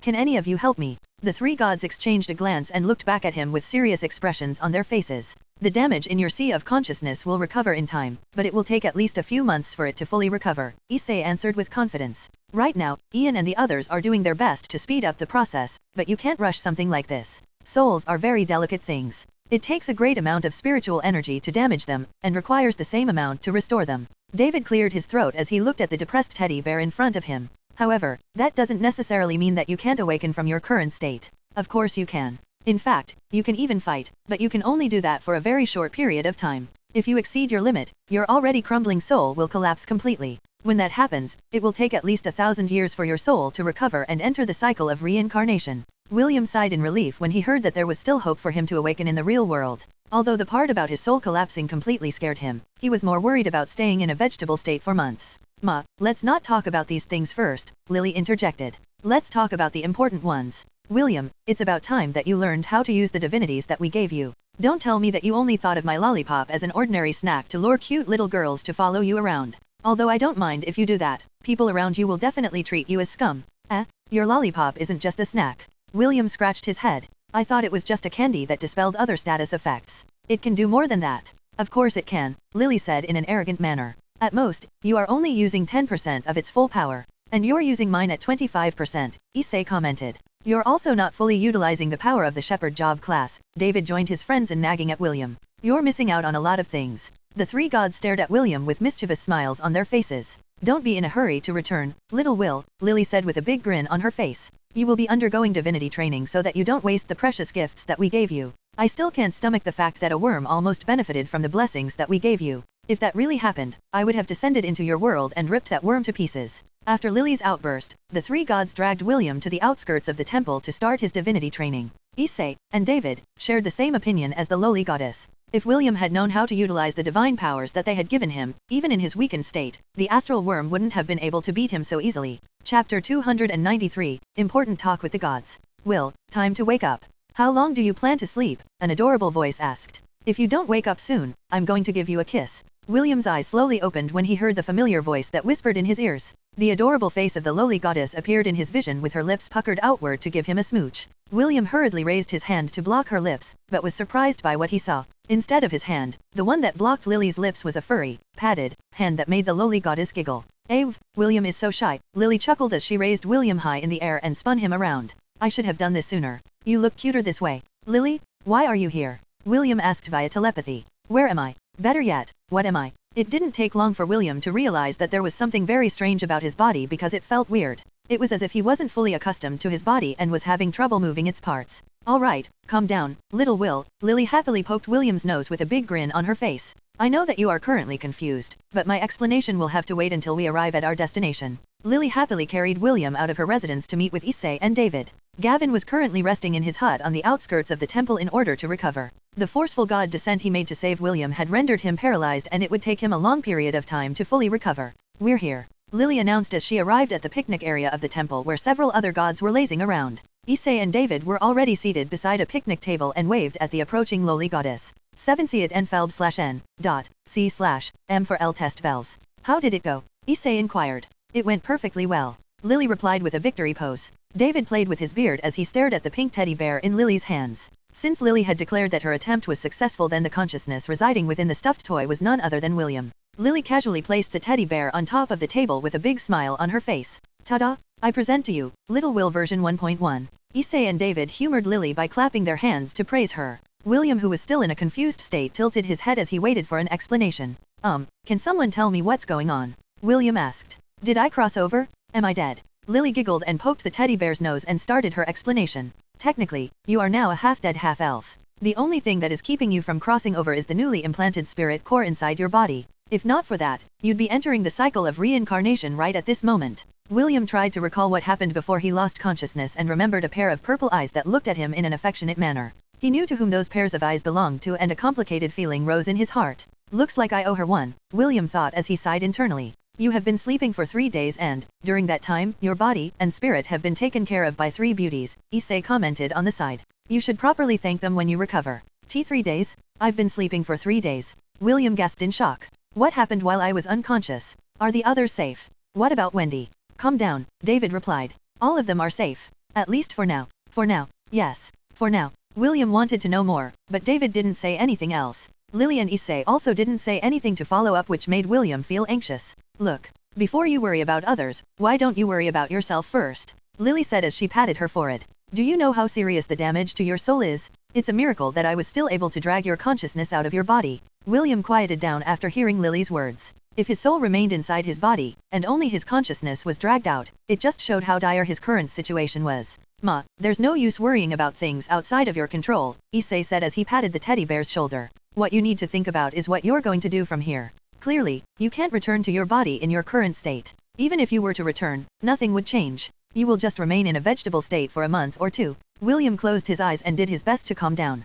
Issei was right. Even though he wanted to return to his body, the damage to his sea of consciousness remained. After calming down, he once again opened his eyes and faced the 3 gods who supported him from the heavens. "What should I do now?" William inquired. "Is there a way for my body to recover? Can any of you help me?" The 3 gods exchanged a glance and looked back at him with serious expressions on their faces. "The damage in your sea of consciousness will recover in time, but it will take at least a few months for it to fully recover," Issei answered with confidence. "Right now, Ian and the others are doing their best to speed up the process, but you can't rush something like this. Souls are very delicate things. It takes a great amount of spiritual energy to damage them, and requires the same amount to restore them." David cleared his throat as he looked at the depressed teddy bear in front of him. "However, that doesn't necessarily mean that you can't awaken from your current state. Of course you can. In fact, you can even fight, but you can only do that for a very short period of time. If you exceed your limit, your already crumbling soul will collapse completely. When that happens, it will take at least 1,000 years for your soul to recover and enter the cycle of reincarnation."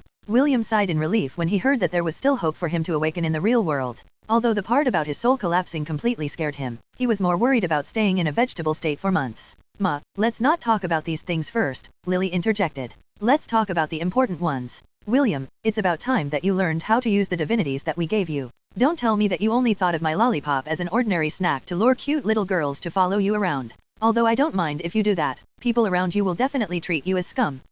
Your lollipop isn't just a snack." William scratched his head. "I thought it was just a candy that dispelled other status effects. It can do more than that." "Of course it can," Lily said in an arrogant manner. "At most, you are only using 10% of its full power. And you're using mine at 25%, Issei commented. "You're also not fully utilizing the power of the shepherd job class." David joined his friends in nagging at William. "You're missing out on a lot of things." The 3 gods stared at William with mischievous smiles on their faces. "Don't be in a hurry to return, little Will," Lily said with a big grin on her face. "You will be undergoing divinity training so that you don't waste the precious gifts that we gave you. I still can't stomach the fact that a worm almost benefited from the blessings that we gave you. If that really happened, I would have descended into your world and ripped that worm to pieces." After Lily's outburst, the 3 gods dragged William to the outskirts of the temple to start his divinity training. Issei and David shared the same opinion as the lowly goddess. If William had known how to utilize the divine powers that they had given him, even in his weakened state, the astral worm wouldn't have been able to beat him so easily. Chapter 294, Heart-to-Heart Talk Part 1. Just, what are they doing? They're playing rocks, scissors, and papers to see who will be teaching you first. How about you, Sir David? William inquired. Aren't you going to join them? David played with his beard and smiled. I decided to be the last one to mentor you. That way, I don't have to worry about time constraints to make you understand the true power of the shepherd class. William looked at the smiling god beside him and nodded his head. In truth, he wanted to know more about his main job class. Unlike dark magic where he had a teacher to teach him the ropes, the shepherd job class was a mystery to him. He had played many RPG games back on Earth, but none of those games had the shepherd job class. In regards to the taming system, he doesn't really understand how it worked. More often than not, he had to use contracts in the name of the god of contracts as a medium in order to temporarily add Spire and Psoglov to his herd. As for Fenrir and the other trollhounds, they had sworn their allegiance towards William and automatically became part of his herd, without being tamed. In short, the shepherd job class didn't have a tame skill that William could use to tame herd-type beasts. He just assumed that he could tame them because the system classified the monsters around him by whether they could be tamed or not. He was hoping that with David's mentorship, he would be able to understand what the shepherd job class was truly capable of doing. A loud shout broke William out from his daze as Issei raised his fist triumphantly. Lily, on the other hand, hatefully stomped her feet on the ground and gave William a pout. She looked so cute and adorable that most boys would unite and start a crusade against Issei if they were to see Lily's current state. Let's go, William, Issei said as he picked up the teddy bear with a grin. It's time for you to understand the power of the divinity that I gave you many years ago. Before William could even say goodbye to Lily and David, the world distorted and both he and Issei disappeared without a trace. Lily clicked her tongue as stomped her foot in irritation. Tisk. This was a good opportunity to turn William into a Lilicon. Unfortunately, Issei still got him first in the end. So annoying. You shouldn't say your thoughts out loud, you know, David commented. Especially when the other gods are around. Ha, what do you understand, old man? Lily sighed. You're old-fashioned. You don't even know what mo means. David pretended not to hear Lily's words and decided to visit Gavin in his hut. He was worried about the backlash that his friend received after he had done his best to keep William's soul from shattering. Seeing that David was not interested in hearing her whining, Lily returned to the temple to wait for the next batch of candidates to arrive. Unlike Issei, who had already reached his maximum number of followers, Lily still had a long way to go. Fortunately for her, there was not a lack of people who would happily sign her contract after seeing the bright smile on her adorable face. William, listen well because what I am about to tell you is important, Issei said as he sat in front of William. The two of them were inside his palace, where most of Issei's women resided. They were currently taking turns to hug the cute teddy bear to their voluptuous chests, not caring that blood was already seeping out of the teddy bear's nose. Girls, do you mind? Issei grabbed William from his lovers and prevented them from having their way with him. We boys are having an important talk. Aside from Abby and Gabby, all of you disperse. Darling, you're so mean. HMP, let's see if you're going to get any sleep tonight. You better make us feel good later or else we will make you regret it. Several other complaints were made by Issei's lovers, but they all followed his order and left the room. William stared at the two beautiful twins that stood on Issei's left and right sides. They seemed to be in their early 20s, and had petite bodies. Even so, that didn't change the fact that the two girls were definitely above average. Issei cleared his throat and started his explanation about the uses of the divinity he left inside William.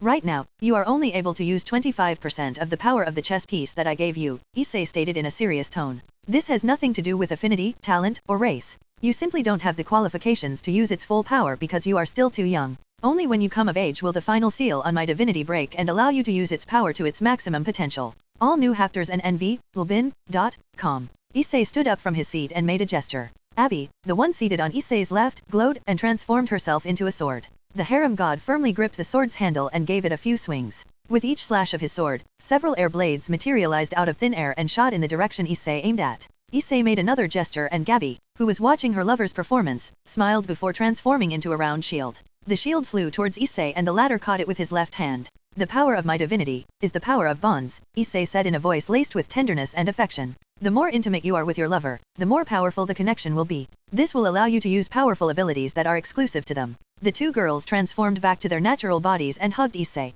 The harem god held their waists firmly and gave both of them a kiss on the cheeks, before facing William. I'm not telling you to use your girlfriends as weapons, or pieces of armor. I'm just letting you know that anything is possible, as long as the bonds you have with them remain strong. Also, I have a feeling that if my divinity and Gavin's divinity work together, you might be able to temporarily pass your job classes to your lovers for a short period of time. Of course, this is not yet confirmed. You need to experiment with this after you return to your world. William's ears perked up when Issei mentioned that transferring his job classes to his lovers might be possible. He imagined Wendy using the power of the monk job class to beat up her twin brother, Spencer, and it improved his mood greatly. Seeing that William's mood had become better, Issei decided to show him what was currently happening inside his sea of consciousness. William looked at his pale-faced spirit body, that was currently being hugged by 3 girls. Wendy hugged his body from his right side, a beautiful mermaid with blue hair hugged him from the back, and a girl with silver-colored hair hugged him from the left. The 3 girls had their eyes closed as they channeled their spiritual energy around them. The energy was slowly being absorbed by the blue gem embedded in William's chest.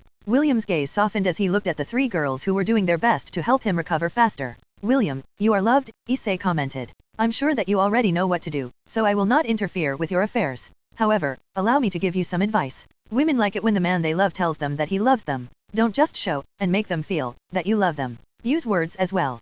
Communication is the most effective way to keep a relationship healthy. Do you understand? Yes, William replied as he nodded his head. Thank you. I will keep that in mind. Good. Since this is a special occasion, allow me to help you a bit. Remember, words are important, Issei reminded William as he placed his hand over his head. I will let you talk to them for a period of time, so make sure to let them know that you are safe. Something warm spread throughout William's body as he felt himself being pulled back by a strong force. Issei and his 2 lovers glanced at each other before leaving the room. They would give the young boy some privacy and let him settle his affairs with his girlfriends before his training officially started. Wendy, Est, and Ian had just finished channeling their spiritual energy to William, when they felt a gentle breeze brush against them. Soon, they heard a voice calling out to them. A voice that they had been wanting to hear since he lost consciousness. Thank you for watching over me. William's voice reverberated within his sea of consciousness, which made the eyes of the 3 girls widen in surprise. I don't have much time, so, please, allow me to talk without being interrupted. First off, I would like to apologize to the 3 of you. I could have prevented Carter from hurting all of you, but I decided to watch him from the side and allow his filthy spell to corrupt your consciousness. Est, I'm sorry. I could have dispelled the spell long ago and prevented you from suffering. Words cannot describe how much I hated myself for not killing Carter at an earlier time. Knowing you, I'm guessing that you might be riddled with guilt right now. I'm sorry for making you suffer. I'm sorry for making you feel guilty, and most of all, I'm sorry for not being there to apologize in person. William then explained everything from the beginning. How he discovered that Wendy was under the effects of a suggestion spell that was slowly invading her sea of consciousness and the hesitation he felt in dispelling the spell in its earlier stages. He explained how Carter tried to use the spell to have his way with Wendy, which forced William to take the matter in his own hands and purify the curse within her body. Chapter 295, Heart-to-Heart Talk Part 2. Sorry, Wendy, William's voice, that was riddled with shame and guilt, permeated within his spiritual world.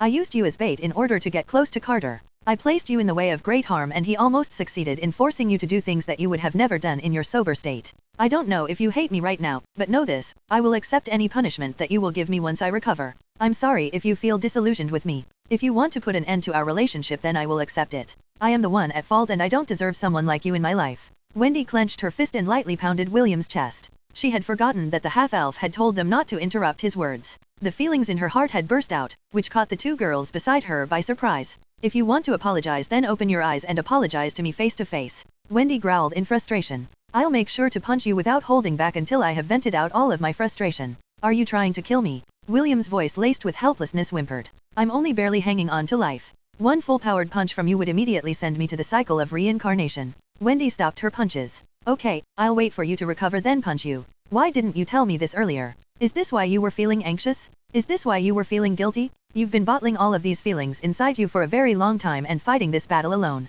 Why? Don't you have any faith in me? I'm sorry, William apologized. I promise I won't do it again. Just, don't leave me, Wendy. Wendy buried her head on William's chest and cried. She had seen William's anxiousness throughout the entirety of the past week before the incident happened. She had seen the guilt on his face and the worries in his brows each time he looked at her. William's consciousness was hovering above them, and saw his girlfriend's pained expression. If he could only move his hands, he would have definitely wrapped them around her body and whispered words of apology in her ears. He then shifted his attention to the blue-haired mermaid who was hugging him from behind. His head was cradled on her chest. He watched as the gems embedded in his and Ian's bodies glowed in unison like the beating of a heart. Ian, thank you, William said. If you didn't give me half of your heart, then I would have surely died. I heard your words and I promise you that I will fulfill it. I will take responsibility, but, can you please, give me some time? I don't want to do things half-heartedly. I want to do it right. I know that this might be sudden, but I would like to know more about you. Let's talk about these things slowly. Also, is this why you always quarreled with me? They say that love is just a thin line away from hate. Yeah, I guess even mermaids can't resist my charms. Being handsome is a sin. Ian shook her head helplessly because she knew that William was only trying to lighten up the depressing atmosphere. Even so, deep inside, she was happy. She could tell that William was serious when he said that he would take responsibility, and it made her feel that her sacrifice was worth it. A smile appeared on Ian's face as she patted William's head. I would like to know more about you, too, Ian whispered in William's ears. Don't argue with me all the time. It was you who always argued with me first, William grumbled. What did you say? All new hafters and Wbnovel.com. Sorry, I was the one at fault. I will do my best not to argue with you again. That's better. Ian nodded and closed her eyes. She was feeling a little exhausted because she was the one that was handling the bulk of the spirit transfer to William's body. William then shifted his attention to the girl with silver-colored hair. You're very beautiful, William said. Your silver hair, and especially your eyes. I've never seen someone with eyes as red as yours. Snorted and closed the eyes that William had praised a few seconds ago. However, her hands that were embracing the boy's body remained firm. It was as if she was afraid that William's body would fly away if she loosened her grip even a little. I know that this might sound like a stupid question, but I have to know. Are you really a girl? William asked with genuine curiosity. I was a girl, answered. But I am currently under a powerful curse and have to remain a boy for life. I don't know how Ian managed to temporarily unseal the curse placed on her body, but I can only have this appearance inside your sea of consciousness. Who was it that placed a curse on you? Do you know? William's voice contained a hint of anger, which made Est feel like a little kitten was scratching her heart. I was cursed by a goddess. Her name? Lady Astrid. Understood. I will talk to her while I'm here. Huh. Est opened her eyes abruptly and gazed at the pale-faced boy. What do you mean you'll talk to Lady Astrid? Where are you right now? A chuckle escaped William's lips, but he knew better than to say that he was currently at the temple where the gods resided. Est, do you believe me? No.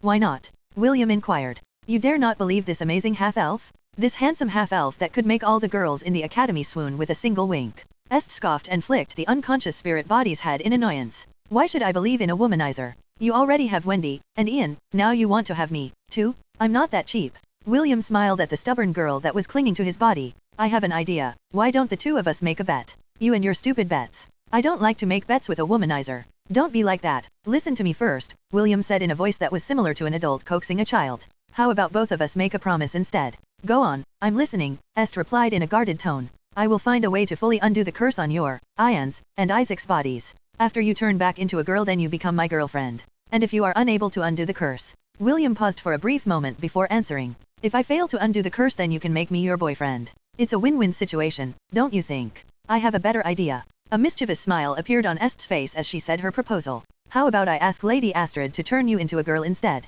That way, I can marry you. It's a win-win situation for both of us. What do you think? No, I will not allow William to be turned into a girl. Wendy commented from the side. He is going to marry me. My lady, I don't think this proposal is good, Ian interjected. Ian, you are still under the curse, Est reminded her retainer. At most, you can only stay in that form for 3 hours. The rest of the time, you will be a boy. If William turned into a girl, then there would be no problem. We could just have him give birth to both our babies. It's a win-win situation for the both of us. Ian's heart wavered when she heard Est's words. It was true that she couldn't stay in her mermaid form for a long time. If she sided with Est, she would still be able to be intimate with William. Also, the thought of having the half-elf give birth to her babies sounded very tempting. No, Wendy rejected the idea with everything she had. I will not agree to this. I'm the first wife. I will not allow William to be turned into a girl. Tisk.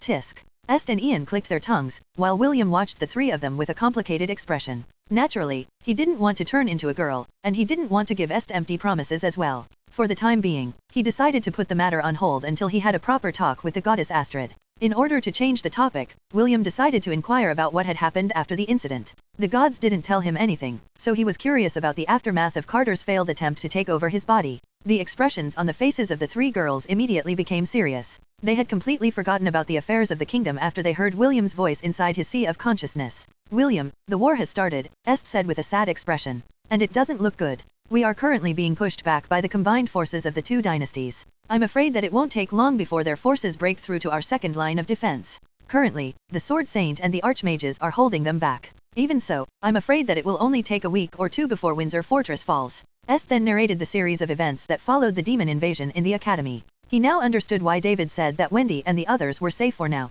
On that day, William realized how dire the Helland Kingdom's current situation really was. Chapter 296, I can't die even if I want to. General, they are about to break through, an officer reported in a panicked voice. Just focus on the flying ants first, Gareth Brandt, the great general of the Helland Kingdom, ordered.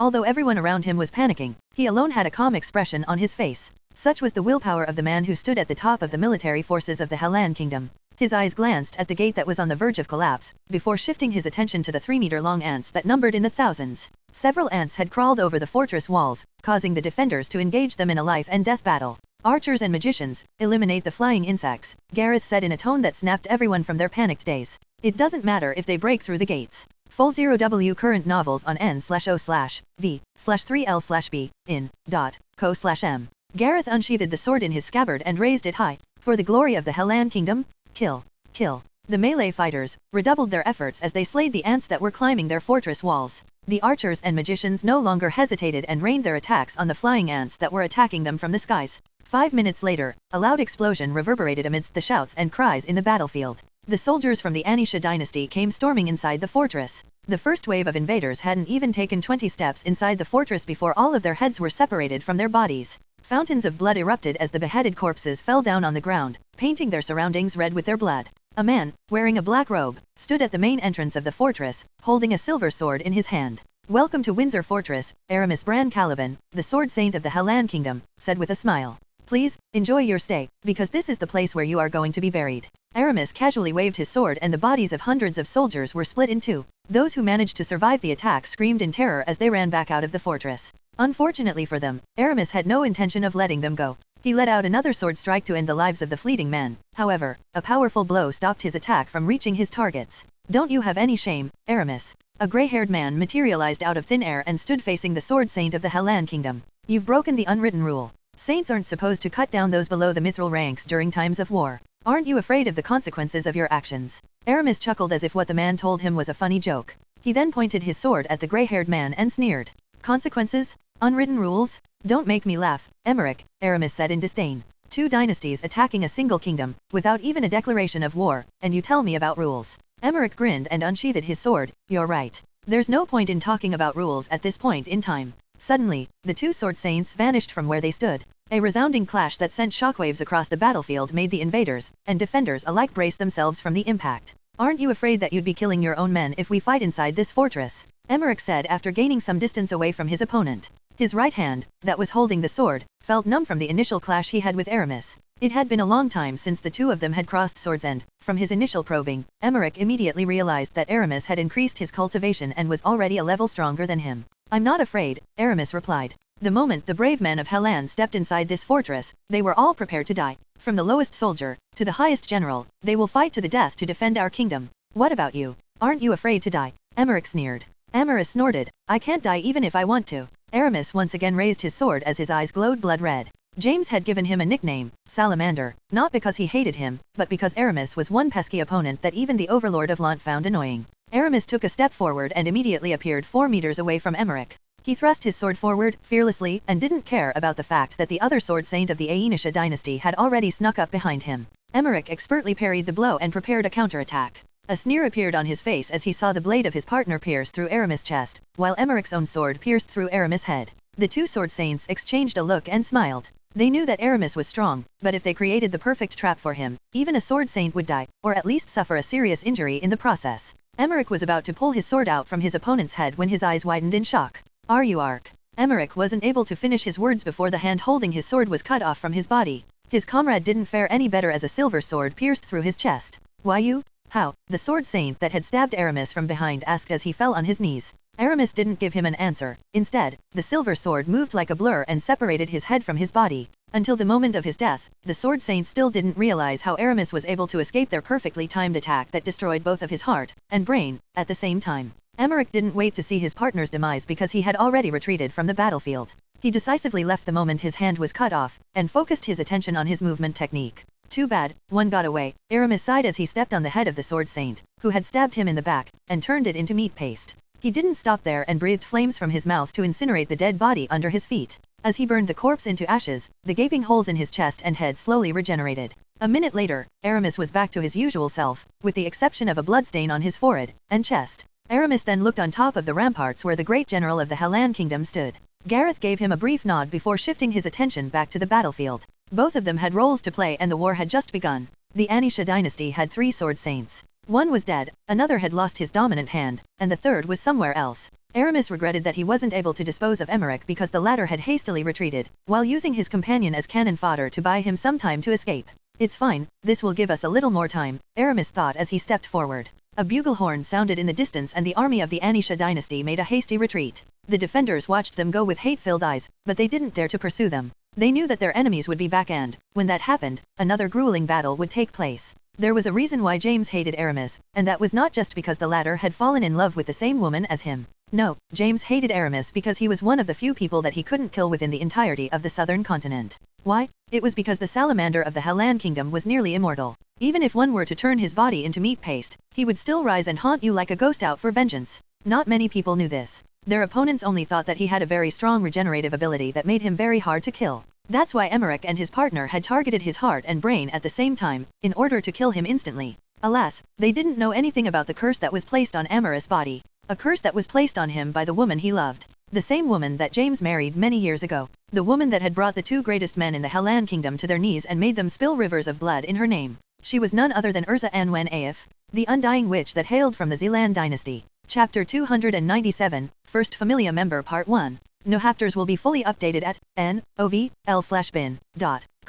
James whistled as he sat on top of the ramparts of the stronghold that bordered the Zealand dynasty. When the demons invaded the academy, the two dynasties, Anisha and Zealand, launched an invasion at the same time. The first fortress that defended against the Anisha army fell after 2 days. The survivors hurriedly regrouped at the Windsor fortress in order to resist the advance of the Anisha army that numbered in the millions. The bulk of their army was made up of ant-type beasts. This was the main reason why the first line of defense in the east was easily overrun. Although they did their best to resist, the sheer number of enemies outnumbered the defenders 200 to 1. Only when Aramis, and the archmages, arrived in Windsor fortress did the numbers of the ant army decrease drastically. As for the stronghold that was facing the Zealand army, they were able to hold out until James and Lawrence arrived as reinforcements. Together, the two managed to make the invaders temporarily retreat. The Beast army was a little late in their mobilization and arrived late at the battlefield. This was why the defenders were able to endure until reinforcements arrived, forcing the Zealand army to retreat. Aren't you worried about Windsor Fortress? Lawrence, Rebecca's grandfather, and James' good friend, asked.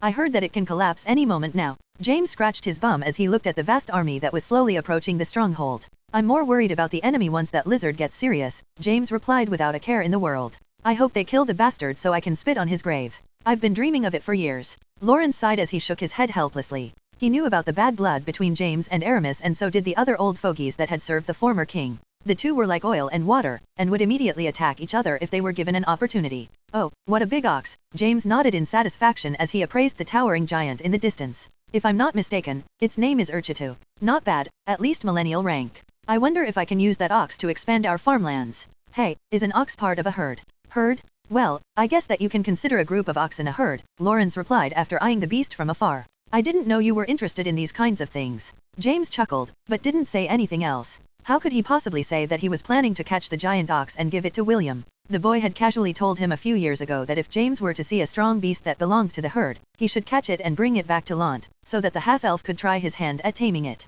Although James didn't fully understand how William would be able to tame a millennial beast, he was more than happy to agree to his grandson's request. Minotaurs, inferno bulls, and 3 llamasu, James muttered as he scratched his head in frustration. Ha, forget it. I'll just knock them all out and drag them back to Lant so that William can take a look at them, once he wakes up from his coma. If they are useless, I'll just cook them to eat. Damien? Gideon? Yes, boss. Get some of those Minotaurs later, and one of those llamasu, James ordered. Choose class B and above. Make sure to get the high-quality ones. I'll handle that r18 myself. Okay, sure thing. The overlord of Lant then glanced at Jekyll, who was busy flossing his teeth at the side. You stay here and guard the fortress. Don't eat any of the beasts. William might have a need for them. I'll think about it, Jekyll replied as he eyed the monster army. Some of them had caught his eye and he was also planning to bring them back to Lant to be used in his experiments. James massaged his forehead because Jekyll had that look on his face that screamed murder. He knew better than to get in the way of the dentist of Lant when he found something of interest. He sighed before facing his old friend, Lawrence. I'll leave the human armies to you.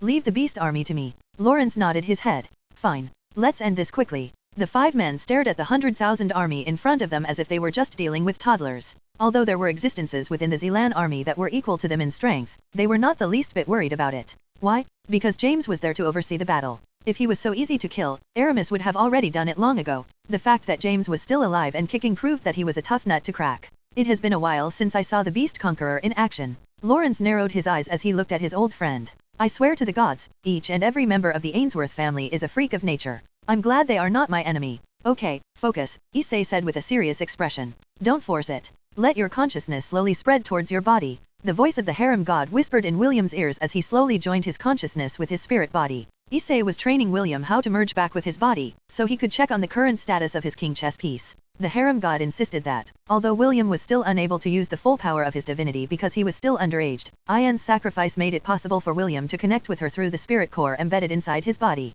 William felt lightheaded as his consciousness merged back with his spirit body. Although he was still unable to move his body, he was able to communicate with the system and ask it about certain things regarding the changes in his divinities. System, open the status of the king chess piece, William ordered. Opening chess piece status page. Accessing usable abilities. King's chess piece. King's Legion. Accolade. Familia, new. William didn't hesitate and asked the system to open the Familia option. He was curious what this new ability could do for him in his current state. Familia allows the host to harness the power of his bond with his Familia members. Depending on the strength of the bond, the host will be able to use his Familia's ability and vice versa. Familia. Available. Not available. Not available. Not available. Not available. Do you see it now? I was planning to wait for your coming of age ceremony before discussing this ability to you. But, since this is already here, it is time for you to train your bond with your mermaid lover. Issei said. However, there is a special condition when registering a nymph to your Familia. Nymph? William inquired. Ian is a nymph. Half nymph, Issei answered.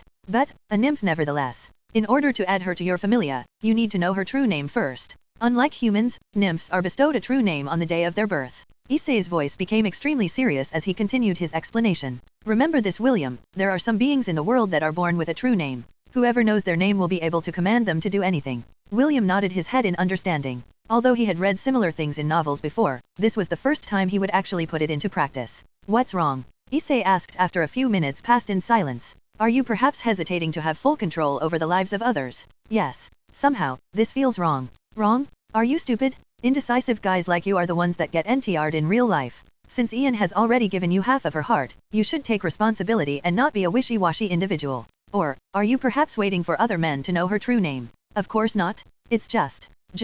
I've been quarreling with her for a long time and have always treated her as a boy. Never did I dream that the boy who always picked a fight with me would someday turn into a mermaid and become my lover. It just feels unreal. Issei sighed. This is the problem with virgins. Once you graduate, you will never hesitate again. Obviously, you can't do that now. But, William, time waits for no one. It won't wait for you to be ready, or for Ian to be ready. Whether it is a mortal, or the gods, time will not wait for them. So, go already. Issei gave William a mental kick which forced his consciousness to merge with the blue gem embedded in his chest. Currently, Wendy and Est had gone to the front lines to assist the defenders because it was a critical time. They only stayed for a few days because they were worried about William. Now that they finally knew that he was safe, the two magicians returned to their duties as knights of the Hellan Kingdom. They left William in Ian's care because she was the only one that could nourish his spiritual body. Within William's sea of consciousness, the beautiful mermaid laid on top of William with her chest touching his. The gems within their respective bodies were pressed against each other in order to make the spirit transfer more effective. The moment William's consciousness entered the spirit core, a jolt of electricity passed through Ian's body which made her body tremble.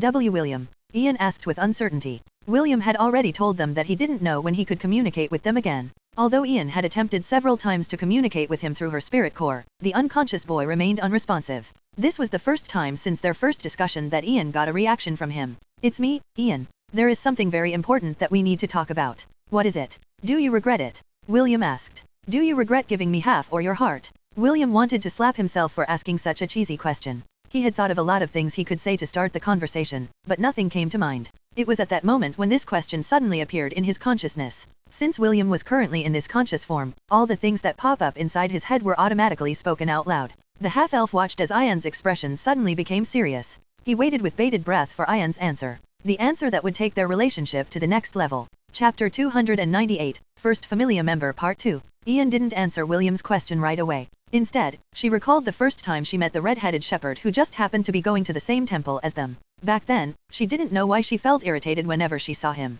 After pondering about it for a while, Ian might have become irritated when she saw the collar on William's neck. Just like elves, other humanoids like beastkins, and the more exotic creatures were sold as slaves. Ian was half human and half nymph. Her mother was a mermaid, while her father was a human mage that specialized in earth magic. Although such unions weren't rare, they were frowned upon by many, just like the half-elves. Fortunately, Ian's and Isaac's nymph bloodline was stronger. They were more nymph than human and had the ability to take on human form. Due to the secret relationship between the ruling family and the nymphs of the kingdom, a certain agreement was made in order to strengthen their ties with each other. I regret not being able to take this collar off your neck using my own power, Ian sighed. You know, I hate slavery. Perhaps, I hate it more than you do. I wish that a day will come where all slave traders will be taken to the guillotine to be beheaded. That way, the next generation won't have to worry about getting abducted while walking on the streets and being sold to the nobility to become their playthings. No, William. I do not regret giving you half of my heart. So, don't make me regret my decision, understand? I won't, William replied. I promise. Ian closed her eyes and gently brushed the hair on William's head. 5 minutes passed in silence before Ian took the initiative to break the silence. Is there something you want to tell me? Ian inquired. I can feel your hesitation through the fluctuations coming from my spirit core inside your body. What's wrong? William sighed internally and decided to come clean. He told her about the newly awakened ability that had appeared after she had given him half of her spirit core. You want to know my true name? Ian was surprised, but it didn't last long. She had thought long and hard about this topic, even before William had asked her about it. One could even say that she had already made her decision the moment she gave him half of her heart. Yes. May I know your true name? William, do you know? Asking for my true name is the same as asking my hand in marriage. Are you sure you want to know? I want to know, William answered firmly. I promise I will take responsibility. I will not let you go, no matter what happens. Ian felt her heart skip a beat upon hearing William's sincere promise to keep her by his side. The beautiful mermaid lowered her head and whispered her name in William's ears. Although it was only the two of them inside his sea of consciousness, her cautious nature didn't allow her to say her true name out loud. Ashura, Ian whispered. Ashura dy Cordelia. With this, I now belong to you. Please, keep my name in your heart. I will, William replied. I promise.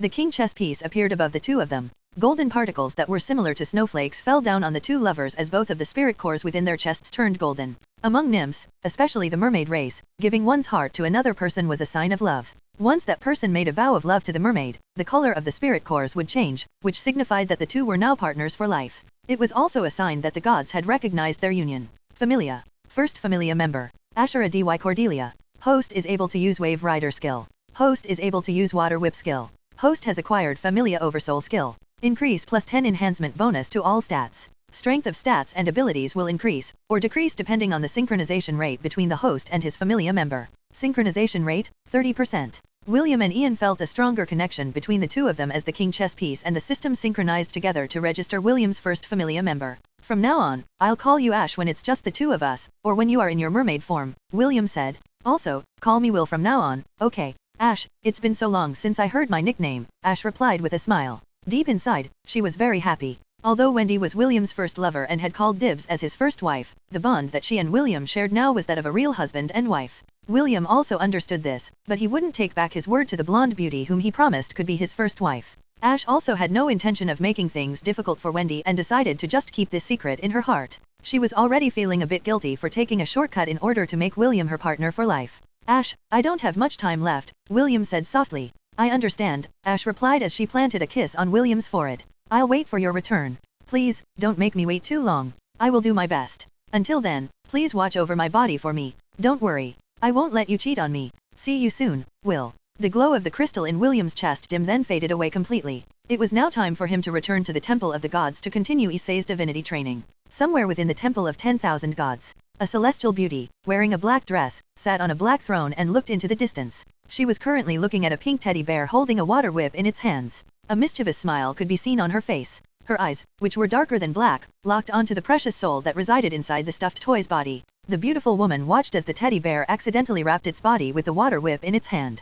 Clearly, the teddy bear was not used to its current body and was having trouble using the whip as a weapon. EAD new chapters on no/v/e/ln.com. A giggle escaped the lady's lips as she watched the teddy bear's futile attempts to free itself from the whip that had turned it into a spring roll. William was not aware that one of the primordial gods within the temple had taken a keen interest in him. A goddess that would one day make her presence known, not only to William, but the entire world of Hestia. Chapter 299, One-Sided Massacre. How is the progress of the collection of souls that died on the battlefield going? Everything is proceeding smoothly, sir. It's quite unfortunate that we didn't meet our goal in building the required altars, but that can be compensated by increasing the number of souls that we collect from the ongoing war. The man who sat on the throne nodded his head. What about the key? Do we have any news? The agents that are currently monitoring the two princes say that both of them are doing their best to acquire the key, a man wearing a black robe reported. Unfortunately, the timing of the war has caused them delays because the king is always with his war council. There have not been any opportunities for them to ask, or look for the key without making it look suspicious. The man sitting on the throne leaned back and tapped his finger on the armrest. Tell them that they have exactly 1 week to find it. At the end of the week, if the key is still not in their hands, they can forget about our deal. As you command, the black-robed man bowed his head and left the room. The man sitting on the throne watched him go with a calm expression. The reason he gave the two princes an ultimatum was because they couldn't hold off their plan for too long. According to the archmages in their organization, it would take 1 week for them to fine-tune the altars and invoke the continental spell that they had prepared. The harvesting of souls was proceeding smoothly. Originally, they would only need 100,000 souls at most if all of the altars were built. Unfortunately, they had greatly underestimated the efficiency of their agent's ability to instigate the war. Since that was the case, they would just need to gather more souls in order to make up for the lack of altars. 1,000,000 souls. This was the number of souls that they needed in order to activate the spell that would bring the entire southern continent to its knees. Originally, they were worried that they wouldn't be able to meet the target. Fortunately, one of the myriad beasts participating in the war was an ant queen. With the ability to give birth to thousands of eggs a day, it was able to raise an army of hundreds of thousands that destroyed the first line of defense of the Hellan kingdom. Even now, the Windsor fortress was nearing its destruction even with the sword saint there to protect it. The might of a single person would not be enough to hold off an army of over 1,000,000. Especially if this army had several centennial and millennial beasts under the protection of the two remaining sword saints of the Aenisha dynasty. Magicians, open fire. Gareth, the great general that commanded the defense of Windsor fortress, roared amidst the screams of the ant army that had advanced to the walls of the fortress. A myriad of spells from different elements rained down on the ant army with fury. The barrage seemed unending, but looking at the sea of ants that were steadily making their advance, their resistance looked like a futile attempt to prevent the inevitable. Over 20 millennial ants steadily crawled towards the fortress, and their eyes burned with bloodlust. However, they were not the only high-level beasts in the Aenisha army. 15 more millennial flying ants hovered above the battlefield, which made the defenders almost lose hope.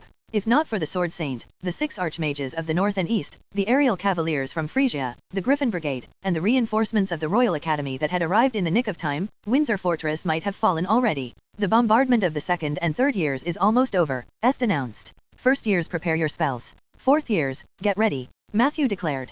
Hundreds of spells were activated simultaneously as the 1st years and 4th years waited for their head prefect's next orders. Est and Matthew watched the burning ant army in front of them as they waited for the right time to unleash the spells that they had prepared. A minute later, the first round of bombardment had ended, and the 2nd and 3rd year students of the magic division backed away to replenish their mana reserves. As soon as they stepped back, the 1st years and the 4th years stepped forward to take their place. Open fire, Est and Matthew ordered simultaneously. A rain of spells descended on the battlefield and slaughtered everything in their path. After the incident at the Grand Colosseum, the king didn't order the Royal Academy to mobilize right away. The shock and anger that the Magic Division experienced on the day of the Interdivision battle rendered them unable to immediately participate in the war. Simon, the dean of the Academy, had announced that a demon had possessed Carter's body. He added that the demon used an elaborate scheme to put the majority of the Magic Division under his control and force them to betray their comrades through the use of a powerful spell. Several high-level spirit users were dispatched to the Academy in order to fully neutralize the lingering effects of the Mind Weaver spells from their bodies. The revelation given by the dean made the students very angry and caused them to hate the demons even more.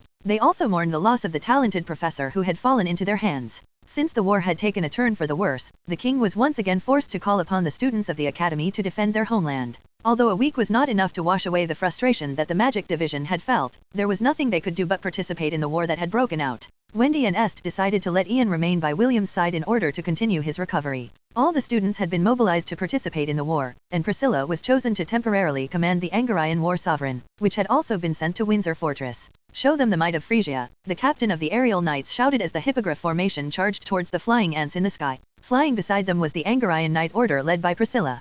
Due to William's efforts, the aerial knights of the Angarayan War Sovereign had several mock battles against the Griffin Brigade which allowed them to gain battle experience when fighting with their mounts. This was their first official battle. The young knights under Priscilla's command felt anxious because William wasn't there. Although Priscilla was present to command them, she couldn't replace William's invincible image in their minds. Priscilla knew this, but there was nothing she could do at the moment. I know that all of you are feeling anxious, but you should focus your attention on the enemies in front of you, Priscilla said with a determined voice. The commander didn't train all of you to die meaningless deaths. Let's show everyone the might of the Angarayan War Sovereign. Kill them all. Kill. The captain of the Griffin Brigade laughed as he raised his spear. You bastards, make sure not to lose face in front of the kids. Death to our enemies. Death. No chapters will be fully updated at novl/bin.com. The aerial defenders and the insect swarm collided. Blood rained down from the sky as shrieks and screams reverberated all over the battlefield. The battle lasted for 3 hours before the Aenisha army was forced to retreat once again. However, they had successfully destroyed the walls of the fortress, leaving it open for their next invasion. If not for the fact that Aramis had successfully killed Emmerich, at the cost of the thousands of brave Hellan soldiers that had accompanied him in a suicide charge towards the center of the enemy's formation, the Aenicians wouldn't have opted for a retreat. The archmages accompanying Aramis had also thrown caution to the wind and unleashed 8th circle spells that attacked both friend and foe alike. These frenzied attacks deterred the general leading the Aenisha army and forced him to order a retreat. Although the main bulk of their forces were the ant army, Aramis and the archmages ignored the ants and focused on killing the human soldiers. After a one-sided massacre and the loss of a sword saint, they had no choice but to retreat in haste and in the fear that the berserked archmages would wipe all of their human resources off from the face of the world. The suicide charge bought the defenders a few days of reprieve, but it was not enough to prevent the inevitable. 3 days later, Windsor Fortress finally fell and the surviving defenders were forced to retreat. They made their way to Ravenlord's Citadel, the last fortress that stood between the Aenisha army and the capital of the Hellan Kingdom. Chapter 300, Fall in Love All Over Again. 2 days before the fall of Windsor Fortress. Will. Ash stuttered as she looked at the cute teddy bear in front of her. A/N, this may take you guys a bit of getting used to, but I will shift to calling Ian as Ash when she's in her mermaid form, or when she's alone with Will. Yes, it's me, Will nodded. There's an impo, hey, don't pick me up. Ash ignored Will's protest and twirled around holding the teddy bear in her hands. She then pressed William to her chest and squashed him to oblivion. So cute, Ash exclaimed. William sighed internally and allowed Ash to have her way with him. It was then when a chuckle was heard around them and Issei appeared with his twin lovers by his sides. Sorry to disturb your happy moment, but we're in a bit of a rush, Issei said with a smile. Young lady, I'm Will's big brother. You may call me Issei. Ash immediately summoned her spirit sword and put up her guard. She could feel a very strong divine power coming out from Issei's body, and she understood that the person in front of her was a very strong existence. Good. Issei nodded his head in approval. Your reaction was on point. As expected from my brother's partner. William, who was currently being held in Ash's firm embrace, patted her chest in order to calm her down. Don't worry, he's not an enemy, William explained. He is my big brother and he takes good care of me. Ash lowered the weapon in her hand, but kept her guard up. She wasn't a little girl that would trust strangers as soon as she met them. EAD new chapters on no/v/e/ln.com. Seeing that Ash had calmed down, Issei crossed his arms over his chest and grinned. Like I said earlier, we are in a bit of a rush, Issei stated. Young lady, I pulled your spirit from your body and brought you here to my domain. However, your spirit cannot leave your body for a long time, so I prepared something that will help you remain here for an extended period of time. But before that, allow me to tell you why you're here. You see, William is currently undergoing training about how to use the powers he gained from your union. Naturally, he won't be able to utilize them properly unless you are here. Because of that, I decided to forcefully bring you here to ensure that his training will be a success. Are you following me so far? Ash frowned, but she still nodded her head. She would listen first before she decided on how to interact with her partner's big brother. Issei cleared his throat and continued his explanation. Your soul can only stay for half of a day each day and for no longer than a week. Due to not wanting to harm your soul, half a day in your world will be 3 days inside my domain. Of course, I will not force you if you don't want to help William by participating in his training.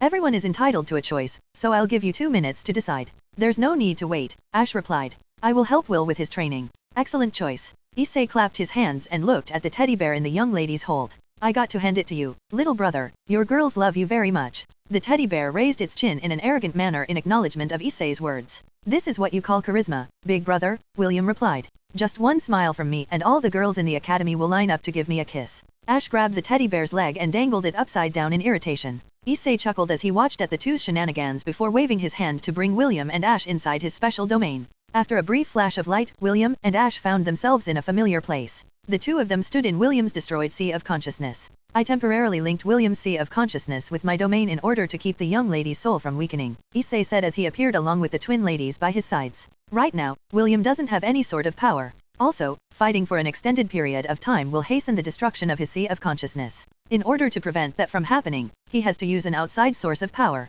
That is where you come in, young lady. Issei pointed at Ash with a serious expression on his face. Since the two of you are linked through your spirit core, the synchronization rate of both of your body and soul has reached the minimum requirements for the Familia Oversoul. Instead of explaining, Issei kissed the lips of the twins by his sides and uttered 2 words. Familia Oversoul. The bodies of the 2 girls became ethereal and merged with Issei's body. Soon, the silhouette of 2 girls wielding swords and shields, each, hovered behind Issei's body. It's similar to aura intent, William muttered as he narrowed his eyes to observe the 2 spirits that were floating behind the harem god. But, it feels more like magic power. Spirit power, Ash corrected. That's spirit power and not magic power. Although they feel the same, the method behind the 2 is different. Issei nodded his head, correct. This power can only be used if the bond between me and my lovers reaches a certain threshold. The stronger the bond, the stronger the powers that will manifest after a successful fusion are. This is the thing that the 2 of you need to master within 1 month. Whether you succeed in mastering this ability or not, both of you will be evicted from this domain when the 1 month is over. William and Ash exchanged a glance and nodded their heads. The teddy bear then looked at his big brother and asked the question that he had been meaning to ask. Big brother, how can we strengthen our bond? William inquired. The grin on Issei's face widened as he looked at William and the young lady that was holding his temporary vessel. The fastest way is for the two of you to embrace each other's body. Issei chuckled. But since both of you are underaged, and I don't want the FBI god to arrest my little brother, the two of you can just settle for hugs and kisses for the time being. Naturally, you need to practice merging as well. The only advantage is that, since my domain is linked to William's spirit world, he will be able to manifest a bit of his spirit powers to keep your connection stable. I'll return after the two of you manage to perform the Familia Oversoul. At the very least, a 50% synchronization rate is needed to make it happen. Issei waved his goodbye and disappeared in the blink of an eye. He wanted to give the two newlyweds some privacy, so they wouldn't have to worry about someone eavesdropping on their intimate interactions. After Issei left, the teddy bear's body glowed and increased its size. Soon, it transformed into William's true form, which surprised both of them. Don't worry, Will, Issei said via telepathy. I'm going to give you a freebie because I know that it is hard to be touchy with your lover, while you're in that teddy bear's body. No need to thank me. Just make sure to do your best and score first base. As for the second base, that is a gray area. I'll leave it to your discretion. Have fun. William's face reddened when he heard Issei's words. His feelings for Ash were still in the initial stages, but he knew that since the deed had already been done, he needed to take responsibility and care for her for the rest of his life. Ash, William said softly as he held her hand. I will do my best. So, please, have more faith in me. I promise you that I will cherish you for the rest of my life. Ash smiled as she rested her head on William's chest. Ever since that battle with the Terror Hand, I knew that you were someone that I could depend on with my life. Perhaps, that was also when I fell in love with you. Will, I'm scared. This is the first time I've felt this way. I don't know what to do. It's fine, William patted her back and kissed her forehead. Let's start slow, okay? Okay, Ash replied as she buried her head in William's chest. Both of them understood that they couldn't rush their relationship, but that didn't mean that they couldn't take that first step, to remove the anxiety that they felt in their hearts. Ash looked up and closed her eyes. Her heart beat wildly inside her chest as she waited for her lover to remove the fears and doubts inside her. William lowered his head and kissed her lips. The kiss only lasted for a few seconds, but it was more than enough for Ash to understand the feelings behind it. The insecurities that she had been bottling up slowly melted away as she took the initiative to kiss him back. Ash wouldn't admit it, but ever since William had made Wendy his lover, she felt extremely envious and jealous of her. Now, she didn't have to worry about that anymore. William's actions assured her that he was taking their relationship seriously. With this, the haze in her heart and mind finally disappeared as she surrendered herself to her lover's passionate kisses, that made her fall in love with him all over again.